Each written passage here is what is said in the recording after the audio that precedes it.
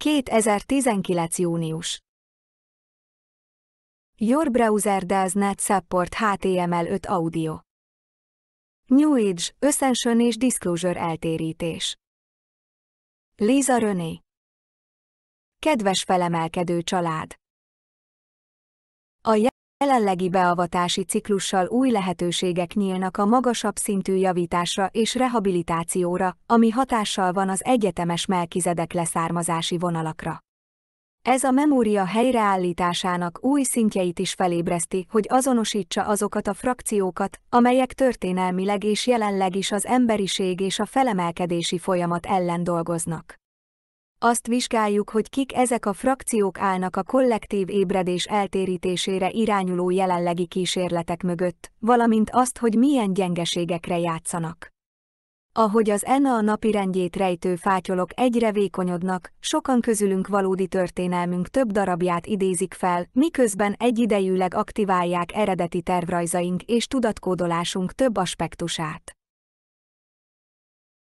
A május közepi villamossági csúcs alatt megkezdett, folyamatban lévő paliadori újrakezdések intenzív ciklusa során az egyetemes Melkizedek vonalak rehabilitációjára és a smaragdrend őrzőjének felderítő küldetésére összpontosítottak, amely részt vett számos olyan elesett aspektus helyreállításában, melyek eredetileg megrongálódtak és megfertőződtek, amikor a Melkizedek csoportok a fekete lyukba estek és átlényegülési visszafordulásokat szenvedtek el.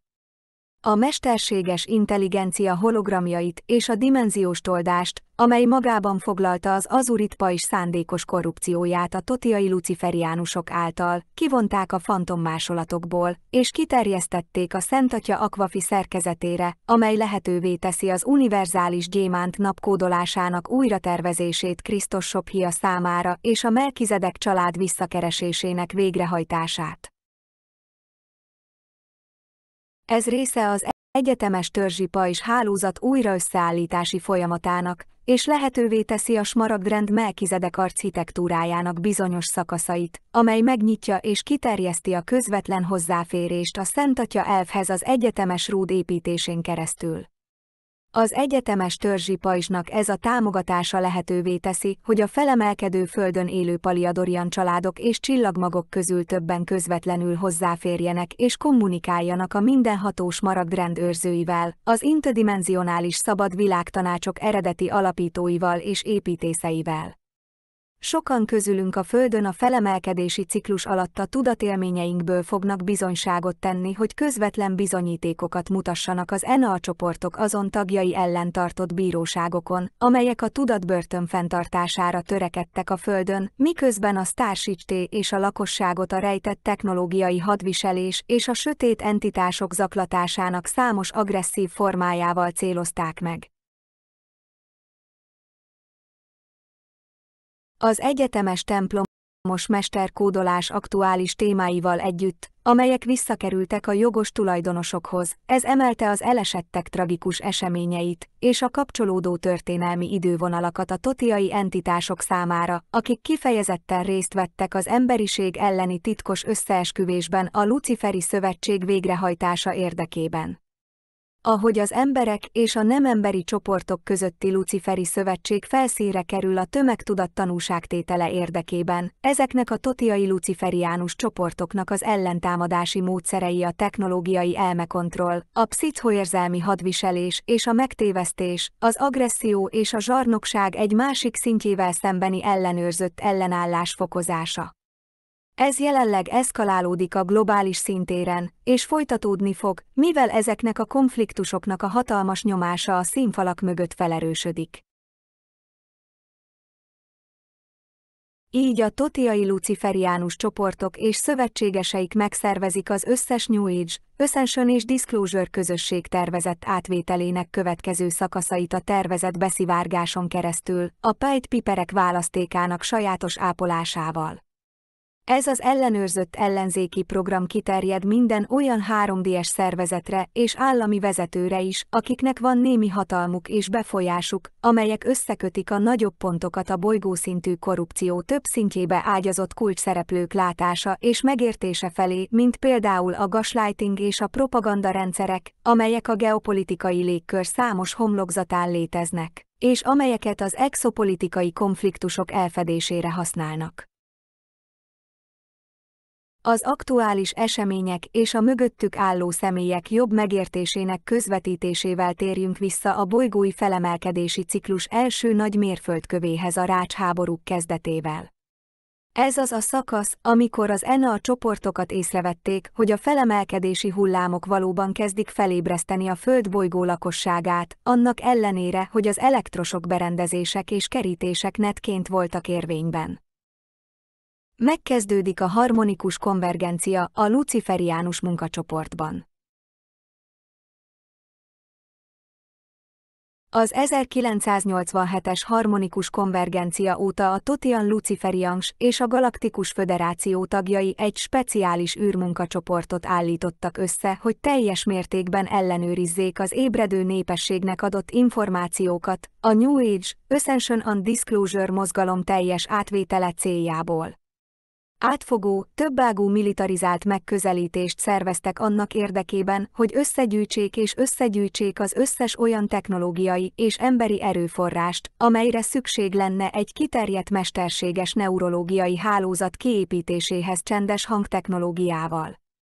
Ezt arra használnák, hogy megcélozzák a Starseeds-t és az indigókat, valamint ellenőrizzék a csatornázott anyagok minden olyan továbbítását, amelyet barátságos ETK, felemelkedett mesterek és még az emberi történelem elhunyt híres alakjai álcájában küldenének az ébredő lakosságnak. Ahogy a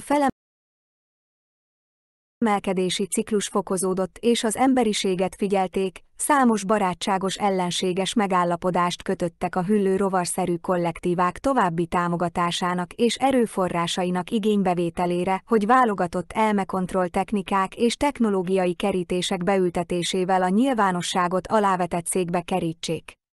Bár ezeknek a csoportoknak megvannak a maguk külön napirendjei, ezek az ellenséges megállapodások szövetségesekké tették őket, és elsősorban a legveszedelmesebb sárkánylepkék és zetadrakoniak vezették őket Orionból.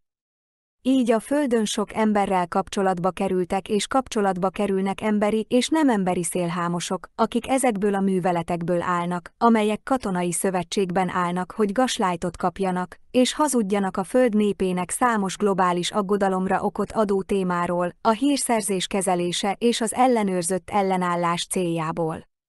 Ezek az operátorok beszivárogtak a New Age, Ascension és Disclosure közösség számos területére. A Földön és az űrben vannak, elrejtve a sok hamis frontszervezet mögött, amelyekben elsődleges feladatuk a jóvá nem hagyott témák támadása, elutasítása és leleplezése tömegpropagandával és karaktergyilkossági tervekkel.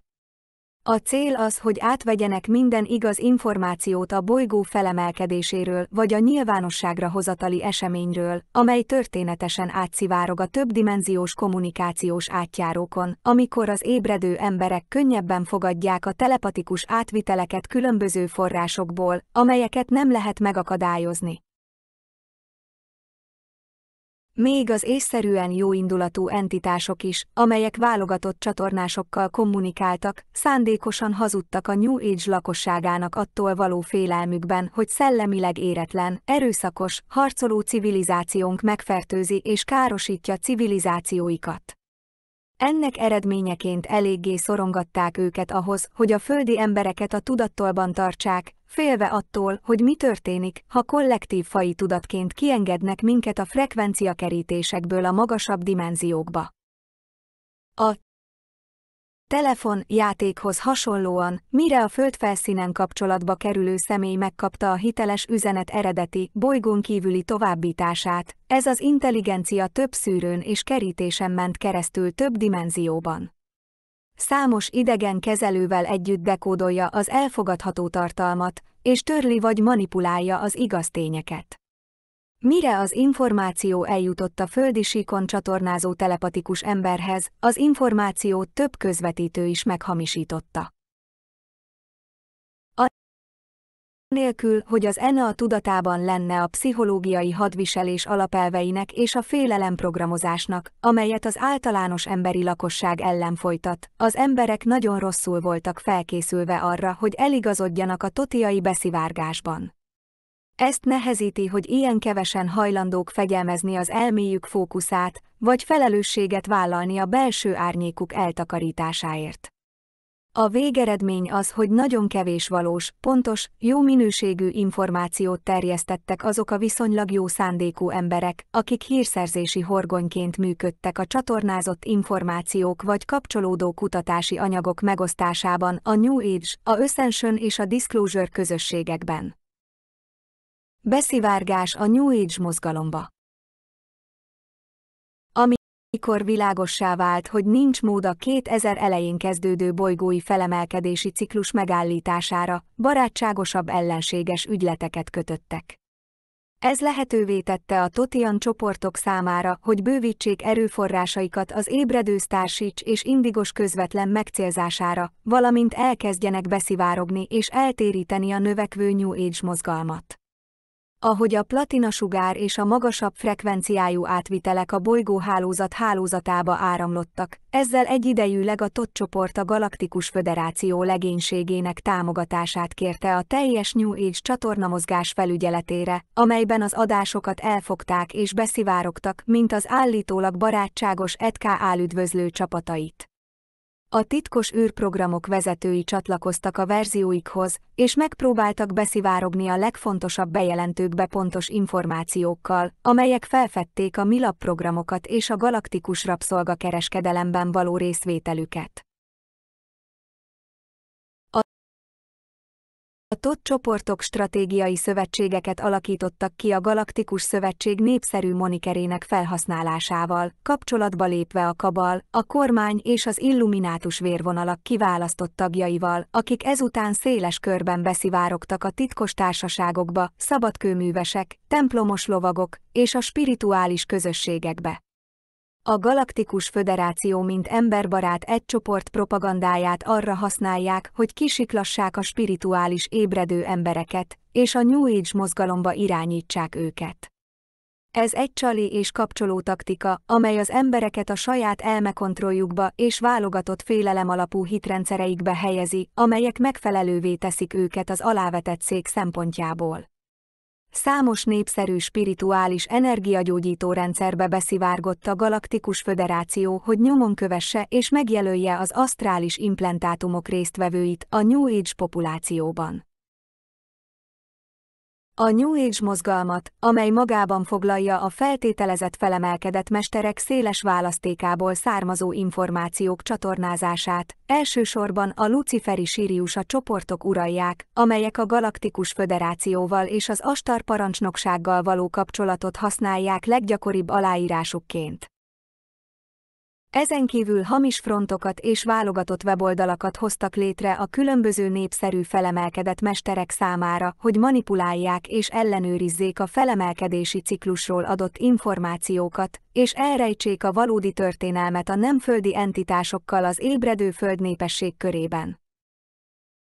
A New Age mozgalomban az asztrális címkézéshez és nyomonkövetéshez telepített hamis frontokon keresztül az intelligencia adatfolyamokat manipulálták, hogy kifejezetten vonzzák az indigókat az asztrális követéshez ezek a thothiai csoportok.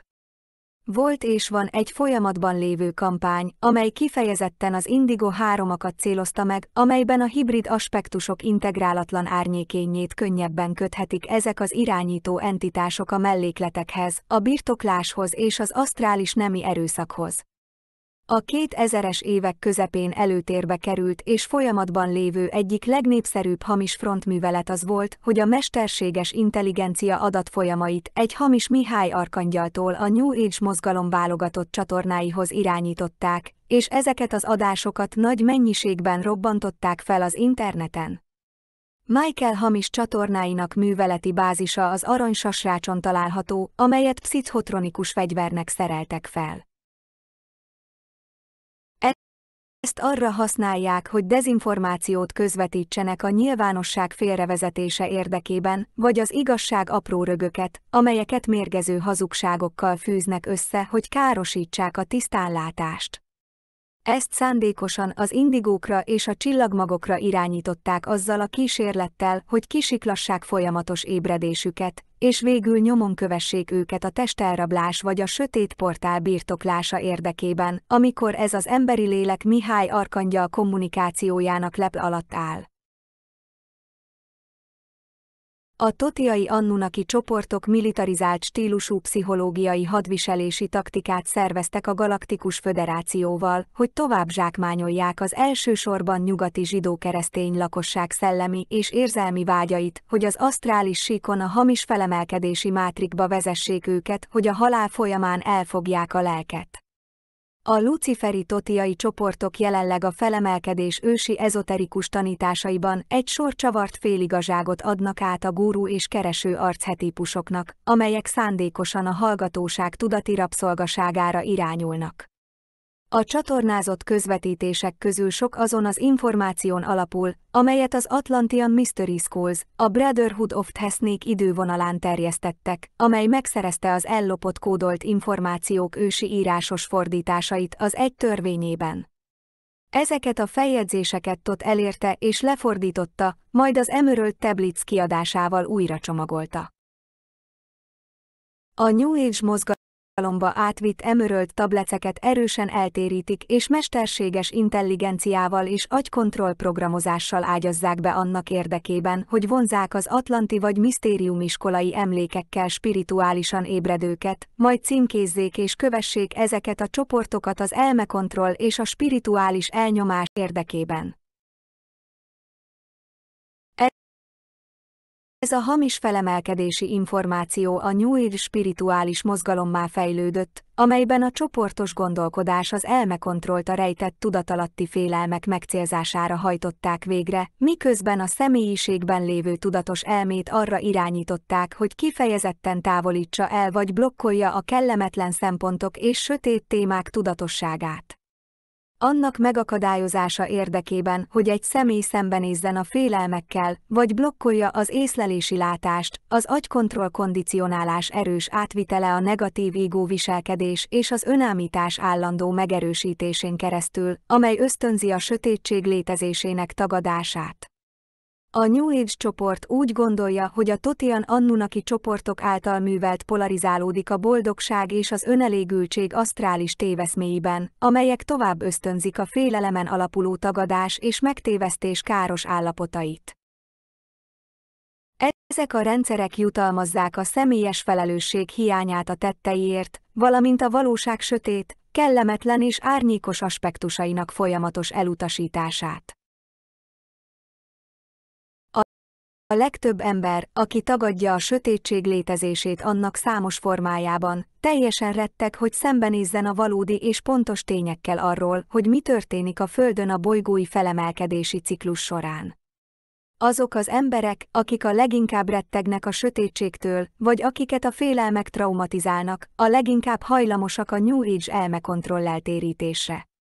A megoldatlan és eltemetett félelmek szükségessé teszik a tagadás formáit azok számára, akik túlságosan félnek szembenézni a félelmeikkel, és így mindenáron meg fogják védeni hamis hitüket, mert a hitrendszer az, ami a biztonság illúzióját adja nekik. A tagadás gondolati akadályt állít fel, és a szorongást kiváltó ingő ellenérvel azzal, hogy kijelenti, hogy nem létezik. A tagadás nem hajlandó érzékelni a külső valóság kellemetlenebb aspektusait. Azok az emberek, akik a tagadás New Age eltérítésében ragadtak, hajlamosak a spirituális megkerülést is felhasználni a kényelmetlen érzések magyarázatára. Lelki megkerülés. A spirituális megkerülés az igazság megtagadása a New Age hitrendszer szerinti magasabb tudatosság nevében, mint például a mások segítésének megtagadása vagy a szenvedők iránti együttérzés.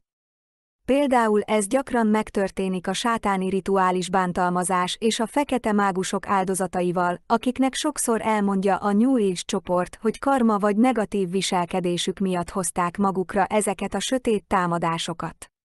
Ezt általában azért magyarázzák el, mert a helyzetet negatívnak tartják, és hogy a megbocsátást meg kell adni. Az emberek azonban nem hajlandók felfedezni a helyzet negatív energiáját, mert úgy gondolják, hogy csökkenti az ember rezgését. A spirituális megkerülés általában egy egovédelmi mechanizmus, amelyet olyan emberek használnak, akik fénymunkásként vagy a felemelkedés ösvényén azonosítják magukat, akik nem hajlandók látni a negativitást, vagy megnézni a körülöttük zajló kellemetlen igazságokat. Ezeket a kellemetlen igazságokat negatív energiának tekintik, amely csökkenti személyes rezgésüket, ezért úgy döntenek, hogy figyelmen kívül hagyják őket, és úgy tesznek, mintha nem léteznének. Ezeket az eseményeket a negativitás és a félelem elősegítésének minősítik, vagy azokat az embereket, akik igazságkeresők, akik megosztják másokkal ezt az információt. Ennek eredményeként hajlamosak apatikus emberekre, akiket a sötét erők könnyen manipulálnak, gyengített erkölcsi karakterrel és alacsonyabb etikai normákkal az embertársaik segítésében, mert a valóság változata szelektív vagy akár téveszmés. A szellemi megkerülés a tiszta egoikus önzés cselekedete, amelynek álcája az, hogy az ember kivetíti magát egy fejlett és magasabb tudatosságú személyként. Ennek a személynek a profilja az, hogy figyelmen kívül hagynak vagy lebecsülnek bizonyos eseményeket, amelyeket negatívnak tartanak, annak érdekében, hogy megvédjék magukat a mentálisan vagy érzelmileg kiváltott eseményektől. Ennek eredményeként tagadják az igazságot, vagy kényelmes feltételezéseket tesznek annak érdekében, hogy racionalizálják azokat az okokat, amelyek miatt a tragikus esemény egy másik embercsoporttal történt. Általában a felelősséget egyértelműen az áldozatokra hárítják, empátia vagy együttérzés érzése nélkül. Például feltételezhető, hogy a szexrabszolgaként vagy az eserahoz használt gyermekeknek karmikus okai vannak a gyilkosságra. Ezért nem kell semmit tenniük ellene, mert meg kell őrizniük magas rezgésüket, és minden isteni rendben van. Az újkor fegyverkezése. A felemelkedési ciklus alatt sokan gyűltünk össze a Földön, hogy megtudjuk az igazságot, felfedjük az emberiségtől ellopott valódi emlékeket és pontos történeteket, és hogy pontosan kiderítsük, ki a felelős ezekért a tragikus eseményekért, amelyekben terő lelkének elméje, identitása és szellemi teste, megszöktek, megrongálták és egy tudatbörtönben használták őket. A börtön energikus farmként működik, ahol mesterséges valóságok széles skáláját erősítheti meg pszichopata és parazita zaklatók bandája számára, mint például a Luciferi Thothian Anunnaki és a Galaktikus Szövetség. Egy szentségtelen szövetséggel együtt, amelyet a szomszédos behatoló, nem földi csoportok választékával kötöttek, amelyek hajlandóak részt venni a galaktikus emberi rabszolgakereskedelemben és a Föld erőforrásainak cseréjében.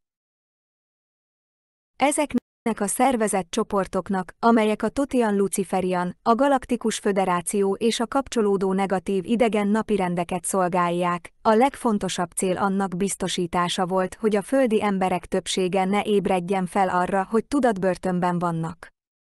Ezért nagyon fontos volt olyan információk továbbítása, amelyek elterelik az embereket attól, hogy emlékezzenek arra, hogy mi történt velük valójában, és hogyan kerültek az agykontroll börtönbe.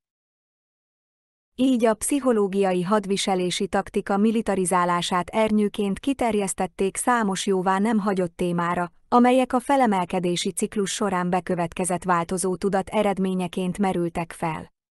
A New Age, a Ascension és a Disclosure témáit nagyrészt tabunak tekintették a mainstream média ellenőrzött sajtójában, és továbbra is érinthetetlenek.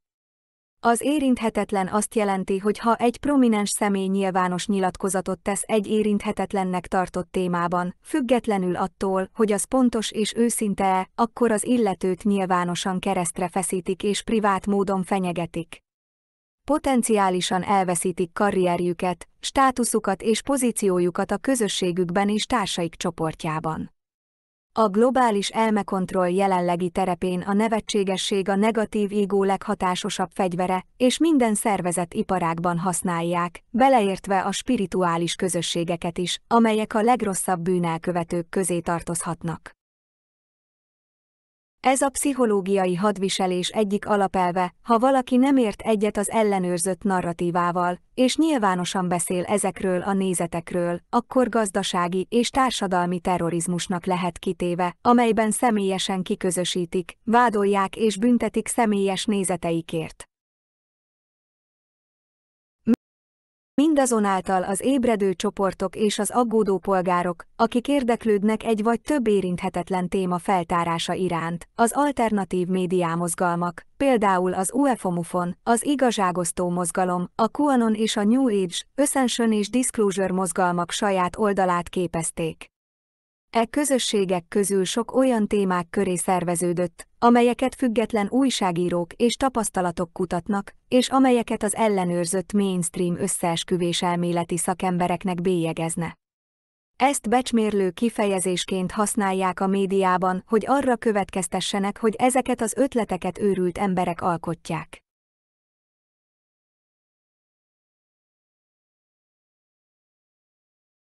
Az összeesküvés elméleti szakember kifejezés használatát arra használják, hogy aláássák a mainstream narratívák ellenvéleményét vagy megkérdőjelezését, és módszeresen megszüntessék a nyilvános médiaorgánumokhoz vagy az online közösségi platformokhoz való hozzáférést, amelyeket azok a csoportok szerveznek, amelyek ezeket az érinthetetlen témákat egy nagyobb nyilvános vitára akarták nyitni.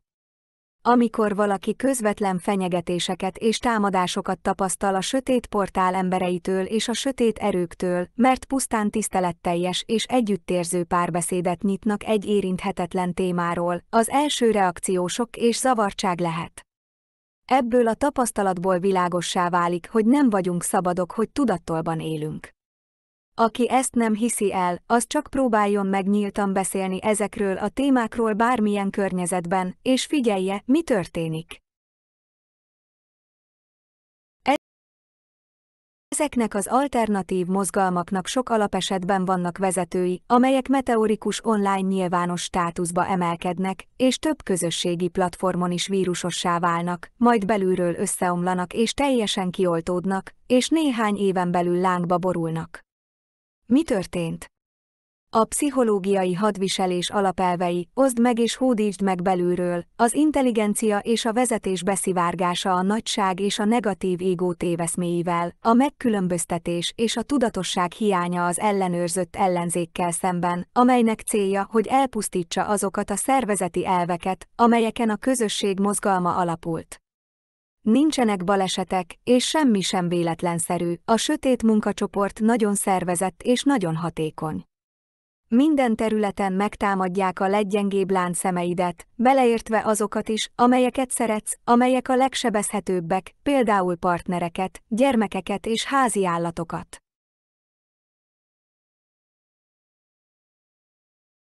Amit a legtöbb ember nem tud, az az, hogy a bolygótestben a lélektöréssel együtt elszenvedett rácskárosodás mértéke olyan kiterjedt, hogy szinte lehetetlen pontos részleteket szerezni, amelyeket a bolygó agyában rögzített tényszerű igazságoknak nevezhetünk történelmi idővonalaknak.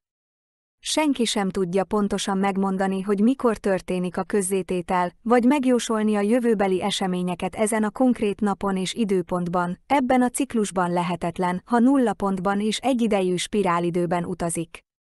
Az emberiségnek össze kell gyűjtenie fénytestünk holográfikus darabjait, és korrigált helyzetben újra össze kell állítania őket, hogy átkeretezhesse azt a tudatunk életfolyamában rögzített tényleges történelmi bizonyítékokkal.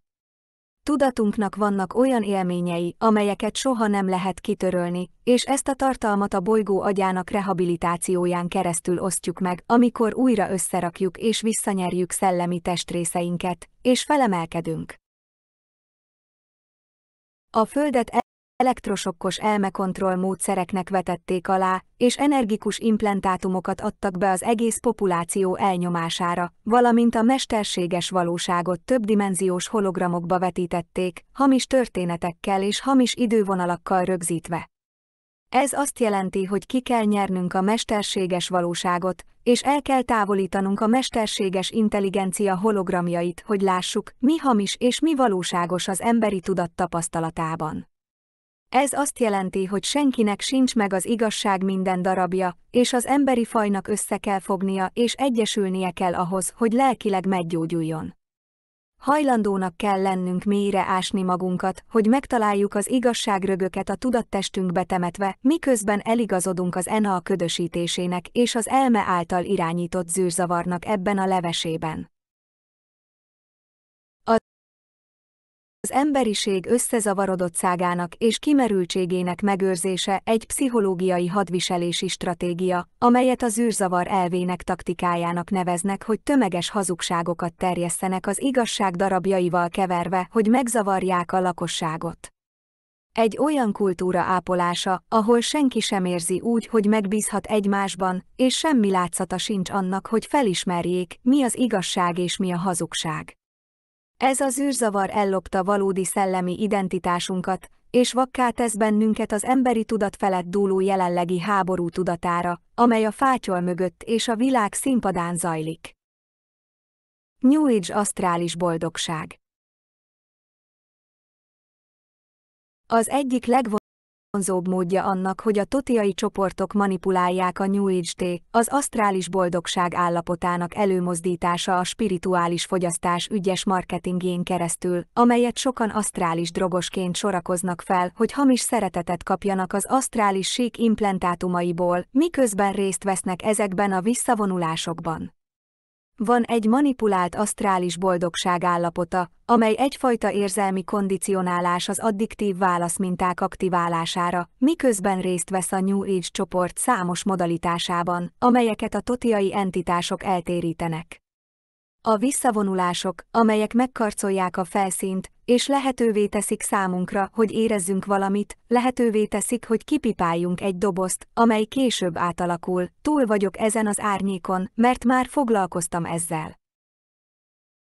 Így a beállítás az, hogy figyelmen kívül hagyjuk a vörös zászlókat és az érzelmi gyengeséget a mindennapi életben, mert túlságosan elsöprő a félelem, hogy valójában mélyebb problémákkal kell szembenéznie, és változtatnia kell az életmódján. A spirituális fejlődés arról szól, hogy a negatív egót kihozzuk a vezetőülésből, és nyitottak legyünk, és hajlandóak legyünk érezni azokat a változásokat, amelyeknek ténylegesen meg kell történniük, miközben őszinték vagyunk önmagunkkal. Ha valóban őszinték vagyunk, akkor tudhatjuk, hogy változtatnunk kell, de az önfelelősség próbájával kell szembenéznünk. A fogyasztói spirituális piacon ezt a felelősséget átvihetjük valami másra, és úgy tehetünk, mintha valójában valami spirituális dolgot csinálnánk, mert fizettünk egy termékért, vagy hallgattunk egy gurú típusra, amely ébredést ígért. A New Age asztrális boldogság narratívái tele vannak fantasztikus illúziókkal, vágyakozó és varázslatos gondolkodással, önállítással és menekülő fantáziákkal a szivárványok és pillangók életszemléletéről, amelyek úgy tűnnek, mint egy Disney film. Sokszor súlyosan érzelmileg megsebzett embereket vezetnek a New Age-be, ahol nem érdekli őket, hogy meggyógyítsák magukat, vagy felelősséget vállaljanak viselkedésükért. Ehelyett további kifogásokat keresnek a negatív viselkedés folytatására és mások megtévesztésére, elfogadott társadalmi környezetben. A jobb megkülönböztetés érdekében a leggyakoribb New Age asztrális boldogság profilok olyan bizonyított tulajdonságokat tartalmazhatnak, mint például önelégültség, gondatlanság, a felelősség hiányának és a mások iránti tanácstalanságnak a bizonyítása. Könnyen mentálisan zavaros és túlterhelt, üres szemek és kifejezés, inkoherens és töredezett kommunikáció. Kábítószerszerű extasy, eufória nyugtató állapotba, amikor asztrális frekvencián a gúru. Az asztrális boldogsággal teli állapot újra és újra létrehozására irányuló addiktív tendenciák. A másokra vetített spirituális fantáziák, amelyek másokat azzal vádolnak, hogy sötétek, hajlamosak az érzelmi hisztire, káoszbomlasztóként működnek. Testileg nem körülhatárolt, ezért hajlamos az önállításokra, naív és rossz döntéshozatalú. Hajlamos lehet az érzelmi hisztériára és a dráma archetípusaira, a földön sírva, sikoltozva, elsődleges vagy magzati állapotba kerülve, ha csoportokban van. A környezeti energiák tisztánlátásának hiánya bizalmat szavaz a megbízhatatlan embereknek és az erősen korrupt szervezeteknek. Aurikus leválasztások egy vagy több rétegben, azaz a test és a szív leválasztása. Nincsenek határok és nyitottak bármire, ami az asztrálisban jöhet, energiaparazitákkal borítva. Elutasítja a fájdalom és a félelem létezését, amikor szembesül vele, nem tudja megkülönböztetni a sötétet a fénytől. Azt mondja, hogy mindenki egy, és így bármit elvihetnek, ömid van, mert az már az övék. Hajlamos a fegyelem vagy az önfelelősségvállalás hiányára, összekeverheti a kábítószerszerű állapotokat és az addiktív állapotokat a magasabb tudatállapottal, retraumatizálja a sebeket és töredékeket a sámánutazás során történő kábítószer használat révén. Szentebb, mint te, kevés önbecsüléssel, kijelenti, hogy lelki küldetésben vannak, és ez engedélyt ad nekik arra, hogy rosszul bánjanak másokkal. Hedonista vagy bohém személyiség, totális érzéki természet, a legnagyobb izgalmat követve, tedd, amit akarsz. Idegenbe ültetett, nincs tudatában az implantátumok létezésének, az agykontrollnak vagy a negatív egónak. Nem hajlandó szembenézni a negativitással vagy a rossz viselkedéssel, mert fél attól, hogy ítélkezőnek bélyegzik. Alacsony etikus viselkedés, haragszik, könnyen letesz másokat és rosszindulatú pletykákat folytat. Ezek a naív asztrális víziók, amelyeket a New Age gépeltérítés terjesztett, tagadással töltötték meg az emberek elméjét, ami a félelem alapú programozás egyik leghatásosabb formája. A valóság természetének tagadása és a fájdalmas igazság tagadása azáltal, hogy menekülésben és önelégültségben maradunk, elkerülve az önfelelősséget. Ezek a lehangoló és negatív tulajdonságok lettek az elsődleges tényezők, amelyek uralták azokat az elfogadható narratívákat, amelyek a New Age mozgalomban szerepelnek, ahogy a csoport gondolkodik. A New Age anyagának egy része ilyen módon segítette elő az emberek megdöbbentő érzelmi károsodását azáltal, hogy pozitívan jutalmazta a negatív viselkedést és az etikátlan viselkedést, például a lelki megkerülést, mint elfogadható normákat a spirituális közösség irányításában.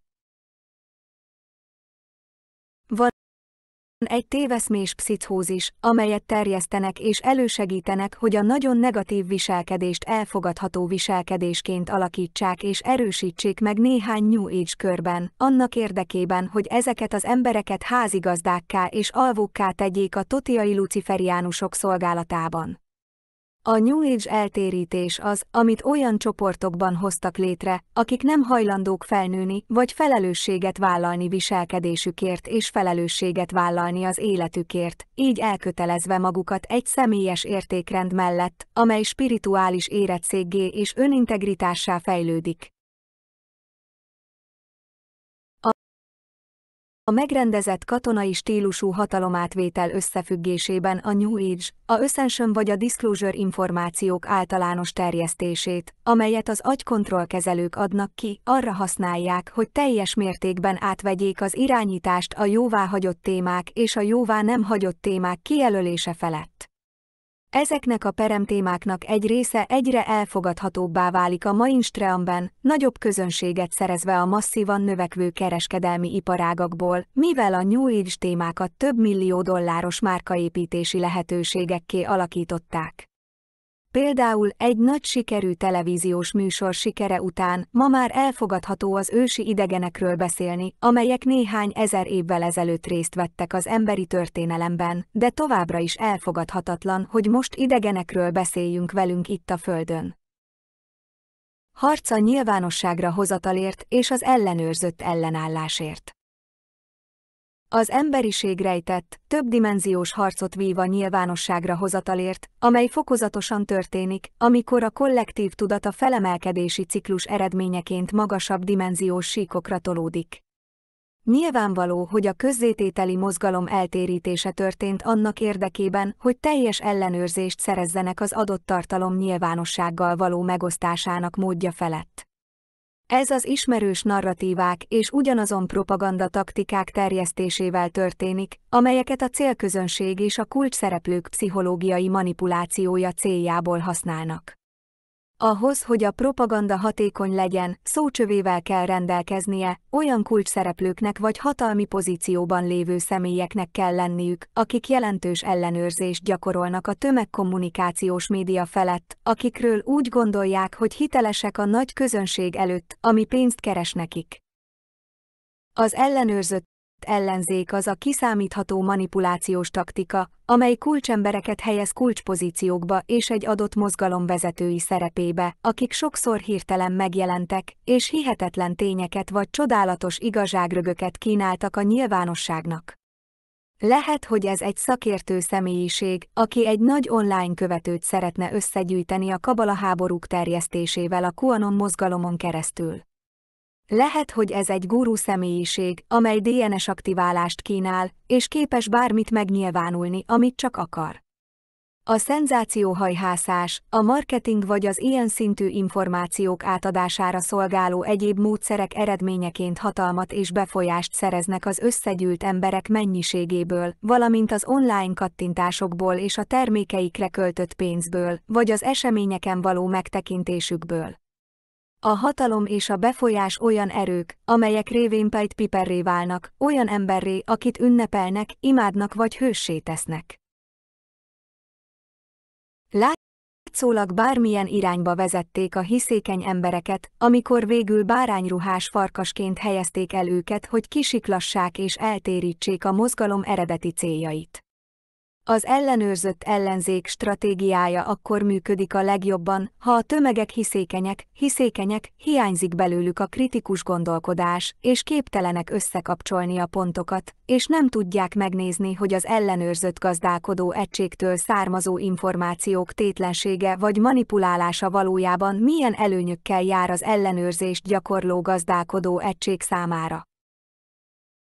A megtévesztési taktikákat 101 arra használják, hogy mentális koholmányokat és érzelmi reakciókat hozzanak létre, amelyek célja az irányítás, a hatalom, az előnyök és az előnyök megragadása az áldozat költségén. Ez lehet a dezinformáció szándékos terjesztése vagy nyílt hazugságok terjesztése az érzelmi reakciók ösztönzése érdekében, így az emberek nem használnak kritikus gondolkodást a kapott információk minőségének vagy valódiságának megkülönböztetésére. A megtévesztés aranyszabálya a másik ember észlelésének kezelése, oly módon, hogy nem tudja, hogy megtévesztés történik, és elfogadja, amit mondasz neki, vagy kanállal eteted őt igaznak. Ha nem vesszük észre, hogy hazudnak nekünk, akkor hátrányban vagyunk. Ez kizárja magasabb tisztánlátásunkat azon emberek és tárgyak minőségének meghatározásában, amelyek ezeket az erőkombinációkat bocsátják ki, amelyek sötétek vagy világosak, pozitívak vagy negatívak, idegenek vagy emberiek, vagy bármi más. A leleplezési mozgalmat szándékosan alakították át az alternatív kutatók és előadók ágának balagyi kompozitjává, akik még mindig azon a feltételezésen alapulnak, hogy a tudományos körök által támogatott tudományos módszer hiteles, és megpróbálnak bizonyítékokon alapuló információkat szolgáltatni, amelyeket több szakértő tanún keresztül lehet megerősíteni. A nyilvánosságra hozatal felé való elmozdulás elsősorban azokra a férfiakra irányul, akik mentális testükben és férfias energiájukban polarizáltak, az intellektuális profil, amely kizárólag fizikai testük 5 alapvető érzékszervének alapjára támaszkodik. Ha látják a látható fényspektrumban, nos, akkor elhiszik. Így a közzétételi mozgalmat benépesítő kulcsemberek elsődleges profilja általában 3D-es tényfeltárók és kutatók, nem pedig közvetlen tapasztalók, ezért sokakat nem elsősorban a spirituális fejlődés vagy a tudat kiterjesztése érdekel. Ez egy kirívó vakfoltot biztosít a sötét manipulációnak, hogy negatív égó viselkedést szítson, és az uralkodó égóz álmokfutást eredményezzen, némi hatalom és befolyás megszerzésének eredményeként, ahol egy márka, áru vagy online kattintás népszerűsítése fontosabb, mint a személyes integritás tényleges megléte és a jelenlegi körülmények magas színvonalú, valós értékelése. A New Age, Ascension and Disclosure közösségben, ahol a nagy konferenciák és panelek egyre népszerűbbek és növelik a jövedelmezőséget, áldozatokat generálnak azokban a közösségekben, mint a hónap íze. Személyes tapasztalatok és a kulcsszereplők folyamatos megfigyelése alapján a hátbaszúrás és a kétarcú hazudozás a szokásos viteldíj ezeken az eseményeken, valamint egy nagy mosoly, amely közvetlenül a dákon villog, hogy elbűvölje a tapsoló közönséget. A legtöbb tapasztalt műsorvezető, aki némi látszattal rendelkezik a személyes integritásról és az etikus viselkedésről, nagyon gyorsan megtanulja, hogy az ilyen körökben élő emberek többsége nem a barátaid vagy a kortárs csoportod. Elég gonoszul fognak rád fordulni, ha eltérsz a jóváhagyott témáiktól vagy narratíváiktól, vagy ha úgy ítélik meg, hogy fenyegetnek a hatalmi bázisukra. A legellenségesebb, elme által irányított emberek némelyike ezeken a paneleken és ezekben a közösségekben van, mivel sokakat közvetlenül a thothiai csoportok irányítanak. Így rendkívül reaktívak és érzelmileg robbanékonyak, amikor úgy érzik, hogy bármilyen módon kihívást jelentenek számukra.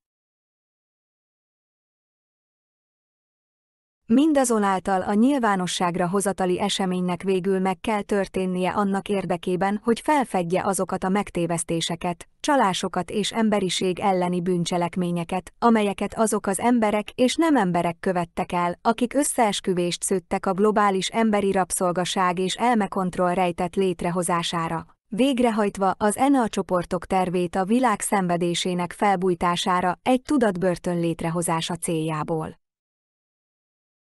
A teljes közzétételi esemény a földönkívüli nyilvánosságra hozatal legmagasabb szintjére utal a földlakók számára, amely feltárja valódi rejtett földönkívüli emberi galaktikus történelmünk legrészletesebb forgatókönyveit. Nem az Archontic Deception Strategy manipulált ENA a változata, amelyet a mainstream történelmi feljegyzések ellenőrzésére és az emberi lakosság rabszolgaságba kényszerítésére használtak a sumér-egyiptomi invázió óta. Az emberek tájékoztatást kapnának azon túl, hogy tudnak a földönkívüli fajok, a mesterségek és a földi világkormányokkal kötött együttműködési megállapodások létezéséről. Ezen kívül az embereket átnevelnék, hogy tudjanak a ENA csoportokról, a titkos űrprogramokról, az emberkereskedelemről, az agykontrollról, a transhumanizmusról és az AI menetrendekről, a DNS és génmanipulációs programokról a bolygón és a bolygón kívül. Hogyan használják a Földet, az emberi erőforrásokat és a technológiát cserekereskedelemként a bolygón kívüli civilizációk és földönkívüli fajok kereskedelmére? A teljes közzétételi esemény magában foglalja azoknak a hatalmi elit csoportoknak és negatív idegen csoportoknak a feltárását, amelyek visszaéltek a földi hatalommal, és amelyeknek helyre kell állítaniuk az energetikai egyensúlyt, jóvá kell tenniük az emberiség ellen elkövetett bűncselekményeiket. Egy másik oké, amiért a nyilvánosságra hozatal olyan fontos azok számára, akik mindenekelőtt az igazság megismerésére törekszenek, hogy megbénítsuk az igazságot azáltal, hogy pénzügyileg, társadalmilag és más módon megbénítják őket, megállítsuk az igazság terjesztését. Eltávolítaná a fenyegetések és támadások hatalmas terhét azok számára, akik az igazságközösségek válogatott ernyője alatt állnak, amelyek minden időnket és energiánkat odaadják. Ez az életünk munkája, hogy támogassuk ezen információk teljes körű nyilvánosságra hozatalát, amelyeket szabadon adhatunk a Föld lakosságának. Ha az embereknek nem hazudnának, hanem átnevelnék őket a nyilvánosságra hozatalt is magában foglaló tartalomra, sokkal nyitottabbak lennének. Nyitottabb és hajlandóbb megérteni a természet törvényeit, és látni, hogy a jelenlegi halálkultúrát úgy tervezték, hogy megsértse ezeket a törvényeket annak érdekében, hogy rabszolgává tegye az egész emberiséget.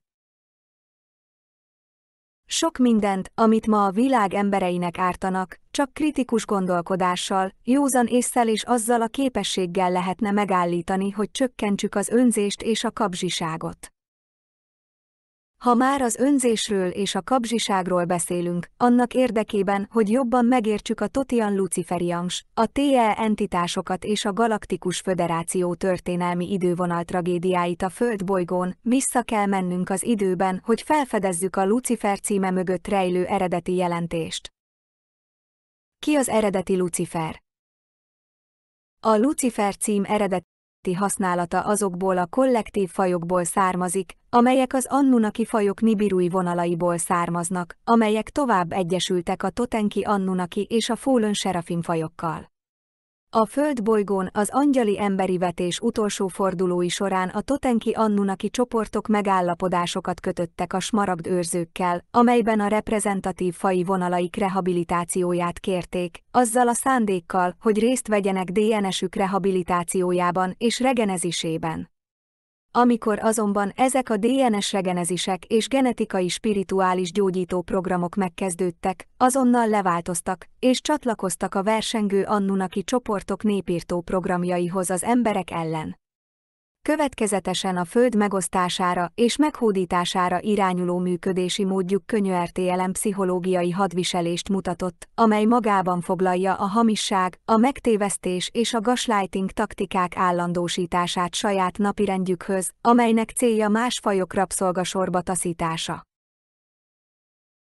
Teljes uralomra és hatalomra törekszenek, amely a legfontosabb értékrendjük és legmagasabb hitrendszerük, amelyhez hűségesek maradnak, mint az én szolgálata. A történelmi idővonalak, amelyek magukban foglalják a Thothian Luciferian csoportokat és a Galaktikus Föderáció részvételét az emberiségben, drámai archetipikus történetet képviselnek a harcoló ragadozókról, akik folyamatosan változtatják a katonai pozíciót és a hűséget azáltal, hogy következetesen baráti ellenséges üzleteket kötnek. Szeretik az érem két oldalát játszani más idegen napirendekkel való kettős ügyletben, hogy ideiglenes stratégiai szövetségeket hozzanak létre, amelyek elősegítik általános pozíciójukat vélt ellenfeleikkel szemben. Gondolkodásmódjukban ellenfeleik a Föld, Terő és Gaia angyali emberei, valamint azok, akik védik őket és bolygói területeiket, nevezetesen a Paliadoriak és a Guardian Christit fajok. A thothiai luciferiánusok nagyra értékelik a hódítás háborús játékát, amelyben nyers erővel és ravasz stratégiákkal támadják meg őket, harcolva a hatalmi pozíciók és a más fajok és bolygók feletti uralom megszerzéséért. Több százezer évvel később nem sok minden változott. A Thothian Luciferian csoportok és azok, amelyek szövetségben állnak a Galaktikus Föderációban, a Föld minden angyali emberi lényének esküdt ellenségei, és elkötelezték magukat az emberi és földi népírtás folyamatos háborús menetrendjének fenntartására. Meg akarják semmisíteni az eredeti emberi szilikátmátrix DNS-t a belső Krisztusszal, és tovább akarják felszámolni az eredeti békés, szereteten alapuló emberi kultúrát azáltal, hogy felváltják azt a háború, a véráldozat és az öngyűlölet emberellenes ideológiáival. Ezek az elsősorban bukott angyali Anunnaki hibrid faji kollektívák összefogtak, hogy egy Kristos és emberellenes uralmi programot alkossanak, amely több ezer év alatt fejlődött ki a luciferiánusok néven ismertté vált csoporttudati gestalttá. Ez a szövetség több luciferi kollektív faj között jött létre, hogy az új világrend felállításán munkálkodjanak annak érdekében, hogy átvegyék a Föld feletti területi irányítást, megakadályozzák a bolygó felemelkedését és végül elpusztítsák az eredeti emberi 12 gyémánt nap DNS-t, ezt egy megállapodásban formalizálták, közvetlenül az atlantiszi özönvizet okozó események rendezése előtt, és ezt a kollektív nemföldi megállapodást Luciferian Covenantnak nevezik. Galaktikus Szövetség Luciferiánus szövetsége. A luciferi Anunnaki kollektívák további megállapodásokat kötöttek azokkal, akiket a Sirian tanács bízott meg azzal, hogy segítsenek megvédeni a bolygó csillagkapuit és a fejlődő angyali emberi fajokat, és ez a csoport a Galaktikus Szövetség. A Galaktikus Föderációba besorozott Anunnaki tagok meg akarták szerezni az irányítást a gízai csillagkapu felett, és expedícióikat a jelenlegi hozzáférési szintjükön túlra akarták kiterjeszteni, hogy több területet szerezzenek maguknak a külső területen. Így a Galaktikus Föderáció tagjai a Thothian csoportokkal szövetségben voltak az elsődleges frakciók, amelyek felelősek az ezt követő teljes pusztításért és kataklizmáért, amely a Földbolygót a sötét középkorba taszította, és szándékos angyali emberi népirtás szervezett programja volt. Továbbá felelősek voltak azért, hogy közvetlenül eltitkolják ennek a ténynek a tudását, az írott történelem folyamatos manipulálásával és szándékos meghamisításával, valamint az emberi történelmi feljegyzések szándékos felszámolásával, amelyek feltárják az atlanti gyarmatok valódi létezését és a rendkívül fejlett technológiákat, amelyek az emberi társadalomban mindennaposak voltak ebben az idővonalban. A valódi és pontos rejtett történelmi feljegyzések tudományos és tényszerű bizonyítékot szolgáltatnak nem földi luciferi csoportok közvetlen részvételére, amelyekben Atlantis idején kígyó testvériség királyokként egyesültek. Luciferiánus szövetségnek nevezett titkos paktumot kötöttek azzal a céllal, hogy teljesen megsemmisítsék az emberiség történelmi idővonalait és sejtes emlékeit, hogy eltöröljék a magasan technológiai színvonalú emberi civilizációk minden feljegyzését, amelyek természetesen fejlődtek és fejlesztették az emberi tudatot és a hiteles emberi kultúrát. Az összes technológia, emlék, történelem és identitás felszámolása a Föld atlantiszi kolóniáinak fejlett civilizációja során egy összeesküvés, amelyet az illuminátus hibrid emberekkel kötött vérszövetség révén hajtottak végre, akik a hatalmi elitet alkotják, és válaszolnak a thothiai luciferi csoportokra. A Thoth és a Galaktikus Föderáció által okozott pusztító események. Több millió évvel ezelőtt a Galaktikus Szövetség szorosan együttműködött a High-Sirian tanáccsal, hogy őrző fajként szolgáljon, amely segít támogatni a Föld bolygóvetési és evolúciós folyamatát a legalacsonyabb sűrűségében, az első harmonikus univerzumban, más néven harmadik dimenziós idővonalakban.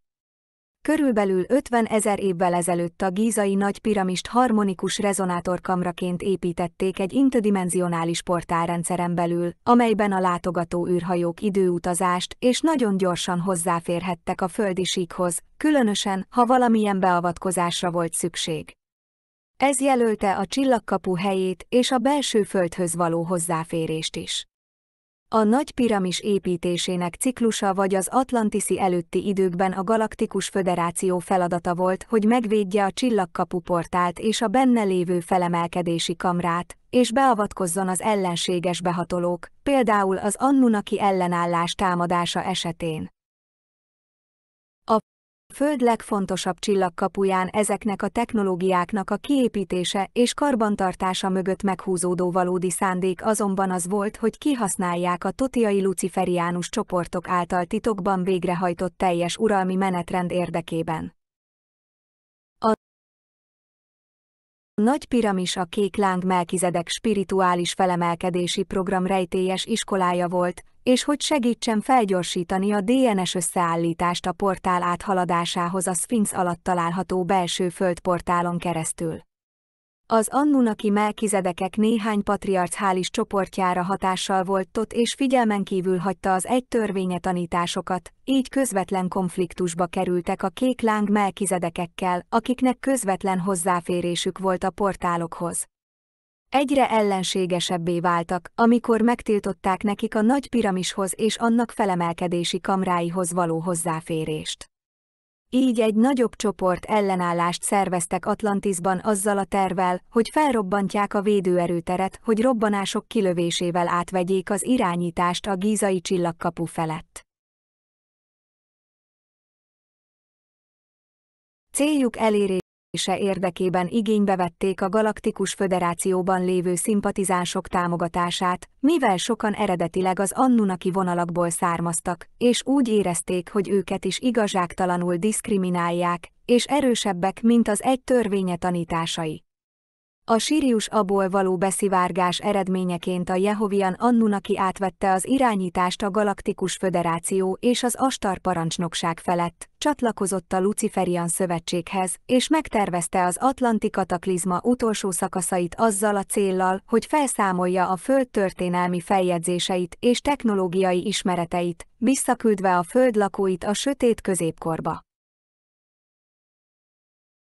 Ugyanezek a csoportok voltak felelősek azért, hogy skalár alapú fegyvereket irányítsanak a bolygómezőre, a Stonehenge 11. csillagkapuba a nibirújakkal egyeztetve, hogy kitöröljék az emberi faj kollektív emlékeit, és hogy eltüntessék az Atlantisból és az atlantiszi kataklizmához vezető tragikus eseményekből származó feljegyzett történelmünk nyomait. Ez lett a Checkerboard mutáció. A Checkerboard mutációt több idegen géprendszer generálja, amelyek megfordítják az energiaáramot a bolygóhálózati hálózatokban, hogy kéthullámú frekvenciákra osszák őket. A kéthullámú tudat lehetővé teszi a szélsőséges polaritáserősítést a kollektív tudat energiáiban, és a polaritások közötti felosztást a szélsőséges sűrűség létrehozásához. Ez az, ami nemi megfordításokat eredményez az emberi lightbodyban és a nemek felosztásában. Ezeknek a megfordításoknak az a célja, hogy fenntartsák a megfordított hálózatokat a Föld síkján, amelyek az emberi DNS-t nem csatlakoztatják, és a TOT csoportokat irányítják a földrácsok idővonalai felett. Lásd Bábel tornya. Az atlantiszi kataklizma után a Thothian csoportok ismét együttműködtek a Galaktikus Föderációval, hogy több egymást követő inváziót szervezzenek a sumer-egyiptomi régiókban annak érdekében, hogy megszerezzék az irányítást a közel-keleti csillagkapuk demográfiai területei felett. Bevezették az Orionból származó sárkánylepkéket a területre, hogy eltávolítsák a dinasztikus egyiptomi történelmet, amely magában foglalta a földre vetett angyali emberek 12 törzsének pontos feljegyzéseit, valamint az egyiptomiak által használt fejlett technológiákat, amelyek közvetlenül az atlanti civilizáció tudásából és emlékezetéből származtak. Az egyiptomi történelem pontos idővonalának törlése és a nyilvánosságnak adott információk következetes manipulálása folyamatban van annak érdekében, hogy összezavarják, gaslight és kisiklassanak minden további vizsgálatot, amely összekapcsolja az atlanti összeesküvést az egyiptomi tárgyakról és a feltételezett jelenlegi felfedezésekről adott dezinformációval. Ez egy aktív dezinformációs kampány, amelyet azok szerveznek, akik kötelesek szolgálni a Luciferi szövetséget. Folytatták luciferi hódításukat a Gyosher invázió során, hogy megszerezzék a fáraó behódolását, amely védi a grávonal műtárgyait és a portál hozzáférési szintjeit. Az összehangolt légicsapások során bevetett EMP fegyverek használatával szándékosan elpusztítottak több ősi várost és történelmi feljegyzést Sumériából, Egyiptomból és a Holdtengerből, miközben élve elégették az ott élő egyiptomi lakosság nagy részét. Harmadik Thutmose-Tot, fáraó, Hatshepsut féltestvére alatt a Galaktikus Föderáció azt a feladatot kapta, hogy pusztítsa el a templomhegyi csillagkapuhoz genetikailag kódolt angyali emberi törzseket, amelyeket grálőrzőknek neveznek. Így a valódi és pontos egyiptomi történelmet felváltotta a fekete nap napirendje, amely az istenek egyiptomi panteonjának beillesztését jelentette, fekete mágikus rituáléikkal együtt, amelyeket a Setian King vonalak, a Hiksos és az álmonkígyó papság telepítésével kellett érvényesíteni. Ezek a közel-keleti csoportok végül beilleszkedtek a görög misztériumiskolákba, és tovább fejlődtek a templomos lovagokként és szabadkőművesekként alakult titkos társaságok megrontott leszármazási vonalaivá, egyesek Akhenaton képét használták luciferi főpapjukként az új világrend tervrajzának törvénybe iktatására. Ez egy belső vicc a Galaktikus Föderációnak, hogy becsmérelje a képét és gúnyt üzzön az életéből. Akhenaton egy krisztikus lény volt, aki az egy törvényét szolgálta, és megpróbált tárgyalni ezekkel a szélhámos anunnaki csoportokkal, hogy lehetővé tegyék az emberiség beavatkozás nélküli felemelkedését a 2012-es ablakban. A békeszerződés megkötésére irányuló tárgyalásai kudarcot vallottak, nem sokkal azután, hogy egy családtagja eretnek királyt gyilkolt meg, és így Luciferi főpapnak bélyegezték az illuminátus hibrid vonalakhoz.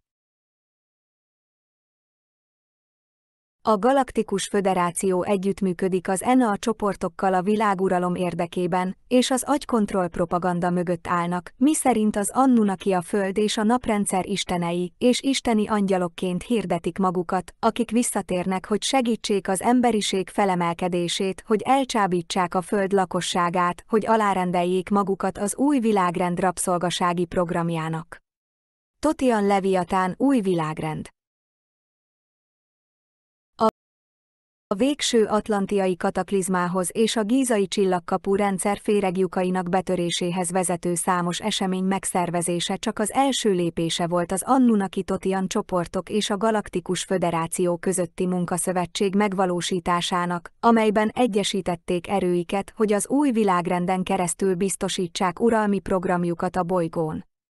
A thothiai luciferiánus csoportok kifejezetten arra nevelték az illuminátus hibrid vonalakat, hogy a képviselőik legyenek, és ők legyenek azok a földi személyzet, akik elvégzik azokat a fizikai feladatokat, amelyek az új világrend tudati rabszolgaságra való törekvési tervrajzának fokozatos megvalósításához szükségesek, hogy a felemelkedési ciklus csúcsszakaszaiban teljes mértékben végrehajtsák őket.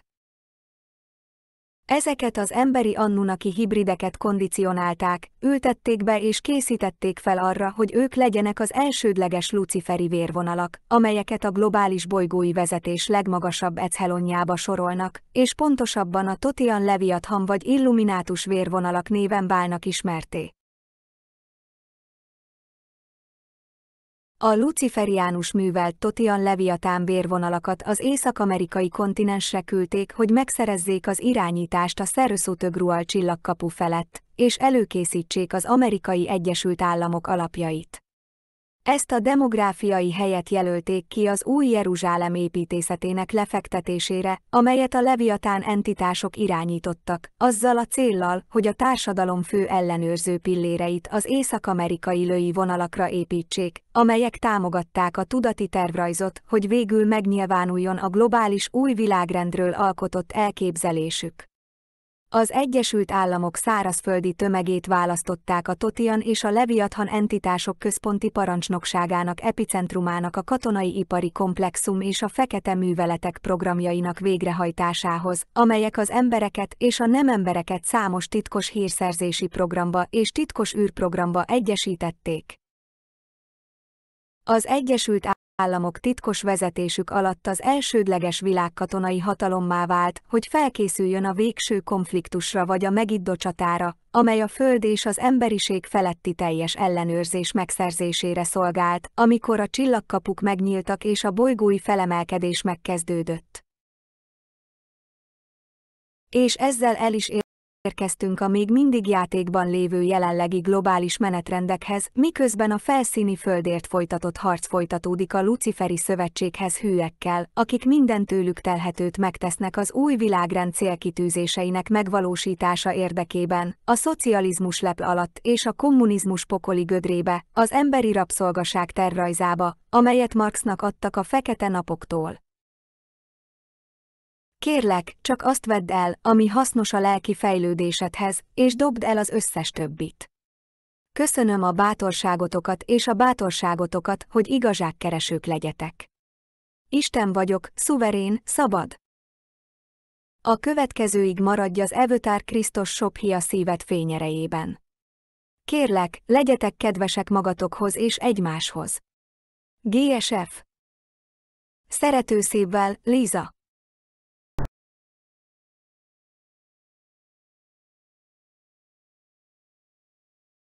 Welcome to ES Planetary News for June 2019.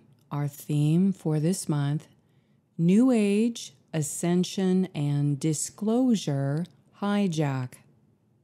Dear Ascending Family, with the current activation cycle, there are new opportunities for repair and rehabilitation at higher dimensional levels. effecting universal Melchizedek lineages. This is also awakening new levels of memory recovery to identify factions that have historically and are currently working against humanity and the ascension process. We are looking at who these factions are behind current attempts to hijack collective awakening, as well as the weaknesses they play on. As the veils that hide the negative alien agendas are getting thinner, many of us are recollecting more pieces of our true history, while simultaneously activating more aspects of our original blueprints and consciousness coding.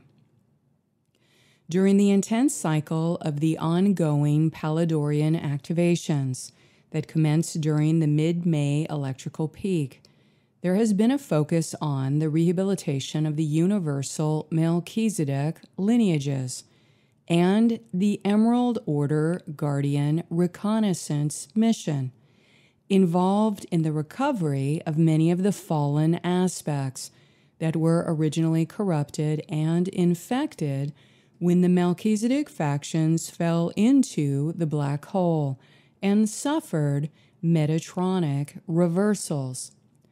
The artificial intelligence holograms and dimensional splicing that included the intentional corruption of the Azurite shield by Thothian Luciferians has been extracted from the phantom replicas and has been expanded into the Holy Father's Aqua Phase structure, which allows for retemplating for universal diamond sun coding for Christos Sophia, and for performing Melchizedek family retrievals. This is a part of the process of the reassembling of the Universal Tribal Shield Network and allows for certain stages of corrections to the Emerald Order Melchizedek architecture that opens and expands direct access into the Holy Father principle through the building of the universal rod. This supports the universal tribal shield and allows more of the Palladorian families and starseeds on the ascending earth to directly access and communicate with the omniversal Emerald Order Guardians, the original founders and architects of the interdimensional free world councils.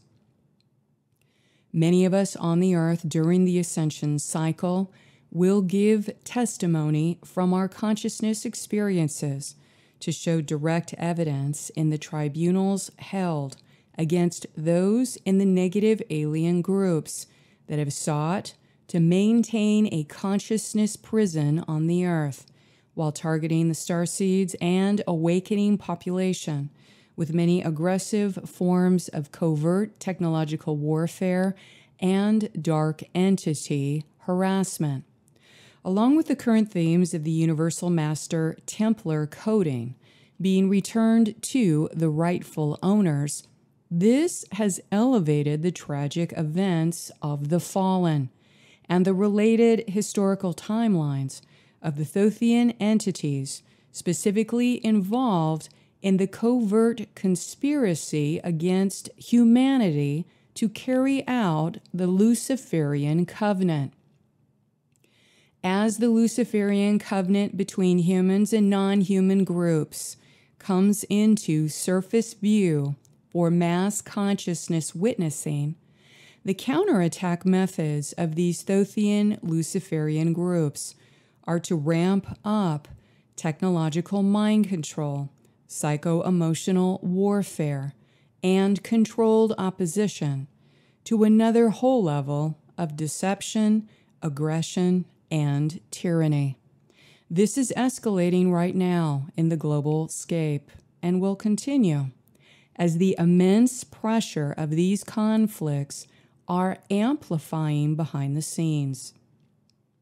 Thus, the Thothian Luciferian groups and their allies are organizing the next stages of planned takeover of all New Age, Ascension, and Disclosure communities through planned infiltration with their specific grooming of an assortment of Pied Pipers.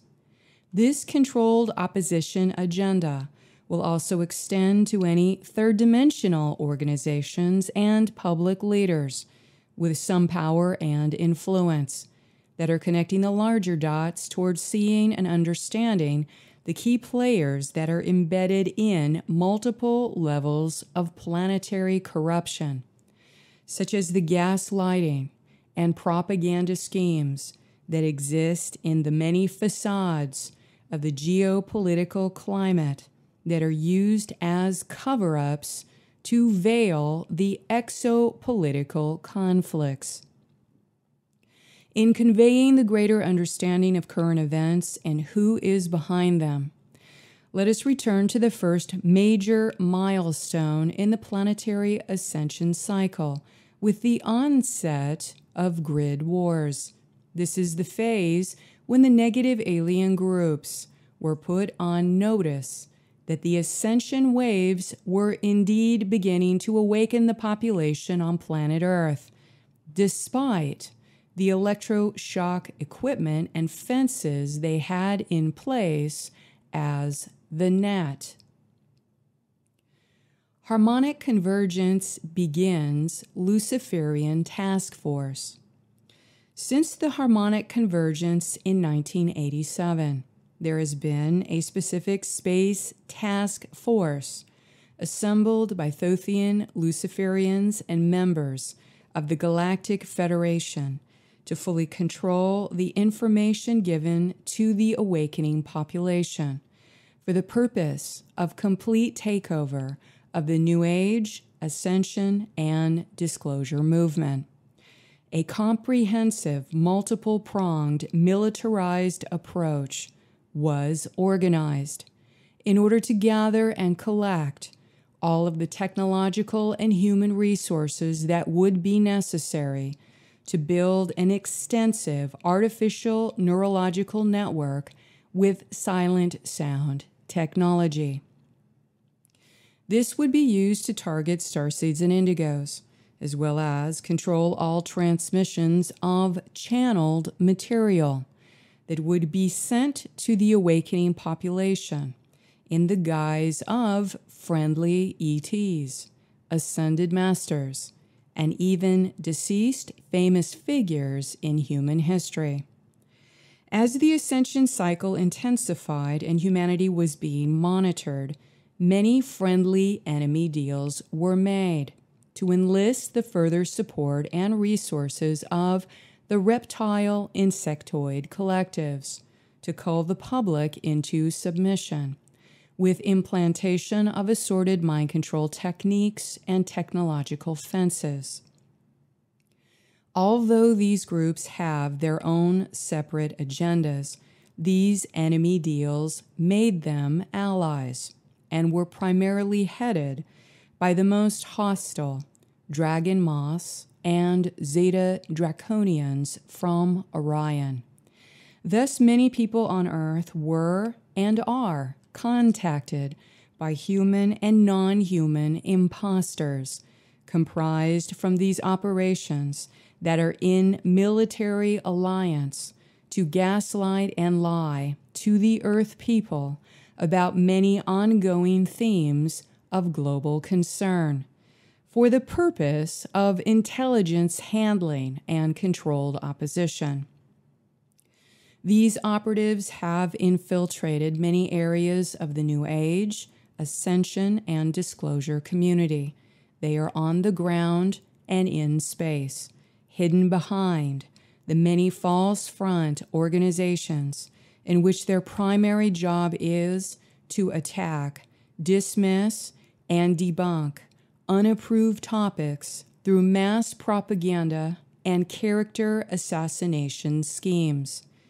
The purpose is to take over any truthful information about the planetary ascension or disclosure event that happens to seep through the multidimensional communication gateways when awakening people start to more easily receive telepathic transmissions from a variety of sources that cannot be prevented.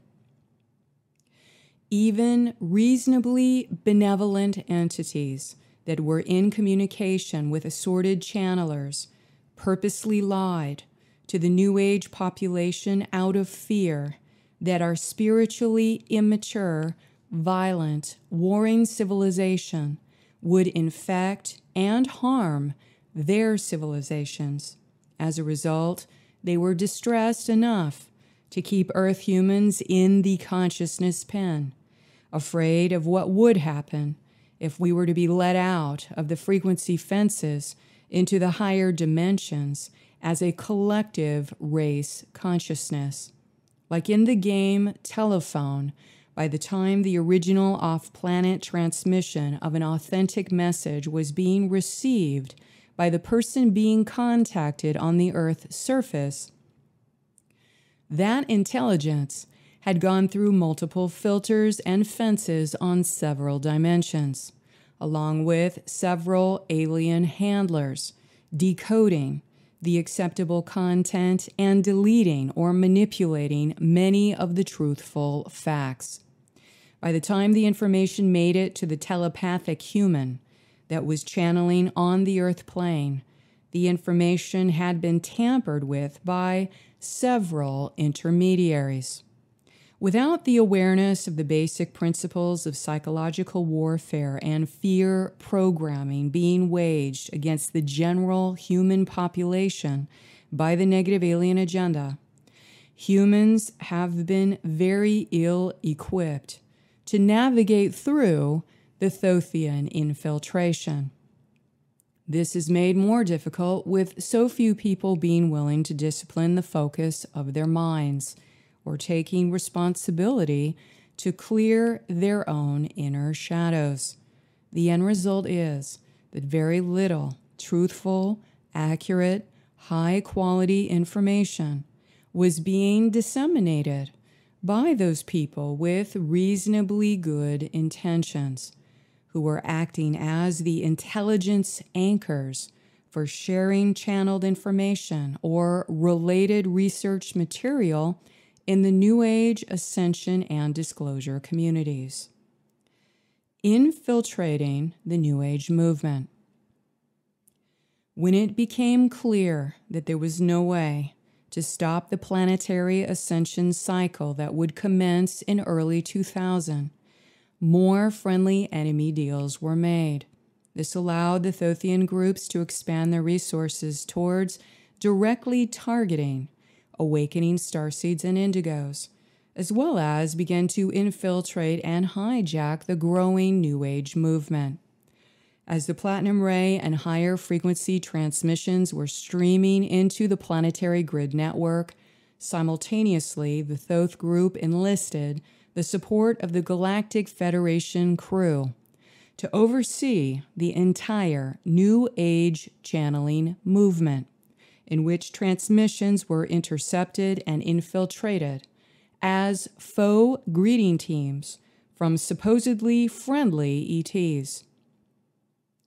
The heads of the secret space programs joined in with their versions, attempting to infiltrate key whistleblowers with accurate information that revealed the MyLab programs and their involvement with the galactic slave trade. Thoth groups form strategic alliances using the popular moniker of the Galactic Federation, making contact with selected members of the Cabal, government, and Illuminati bloodlines, who then started to widely infiltrate the secret societies, such as Freemasons and the Knights Templar, as well as the spiritual communities. The propaganda of the Galactic Federation as a pro-human ET group is used to derail spiritual awakening people and route them into the New Age movement. This is a bait-and-switch tactic, moving people into their respective mind control and assorted fear-based belief systems that make them compliant for subjugation. Many popular spiritual energy healing systems have been infiltrated by the Galactic Federation in order to track and tag participants for astral implants in the New Age population. The New Age movement, which includes channeling information from an assortment of supposed ascended masters, is primarily dominated by the Luciferian Sirius A groups, using the affiliation with the Galactic Federation and Ashtar Command as their most common signature. Additionally, false fronts and assorted websites were created for various popular ascended masters to manipulate and control the information that was being given about the ascension cycle and to hide the true histories with non-terrestrial entities among the awakening Earth population. Through the false fronts installed as operations for astral tagging and tracking in the New Age movement, intelligence data streams were manipulated to specifically attract indigos for astral tracking by these Thothian groups. There was, and is, an ongoing campaign specifically targeting Indigo 3s, in which the unintegrated shadow self in the hybrid aspects could be more easily bound for attachments, possession, and astral rape by these controlling entities. One of the most popular false front operations gaining prominence in the mid-2000s and ongoing was to direct artificial intelligence data streams from a fake Archangel Michael to assorted channelers in the New Age movement and blast these transmissions at high volume on the internet. The base of operations for these false channelings of Michael are located on the Golden Eagle grid, which was outfitted to be a psychotronic weapon.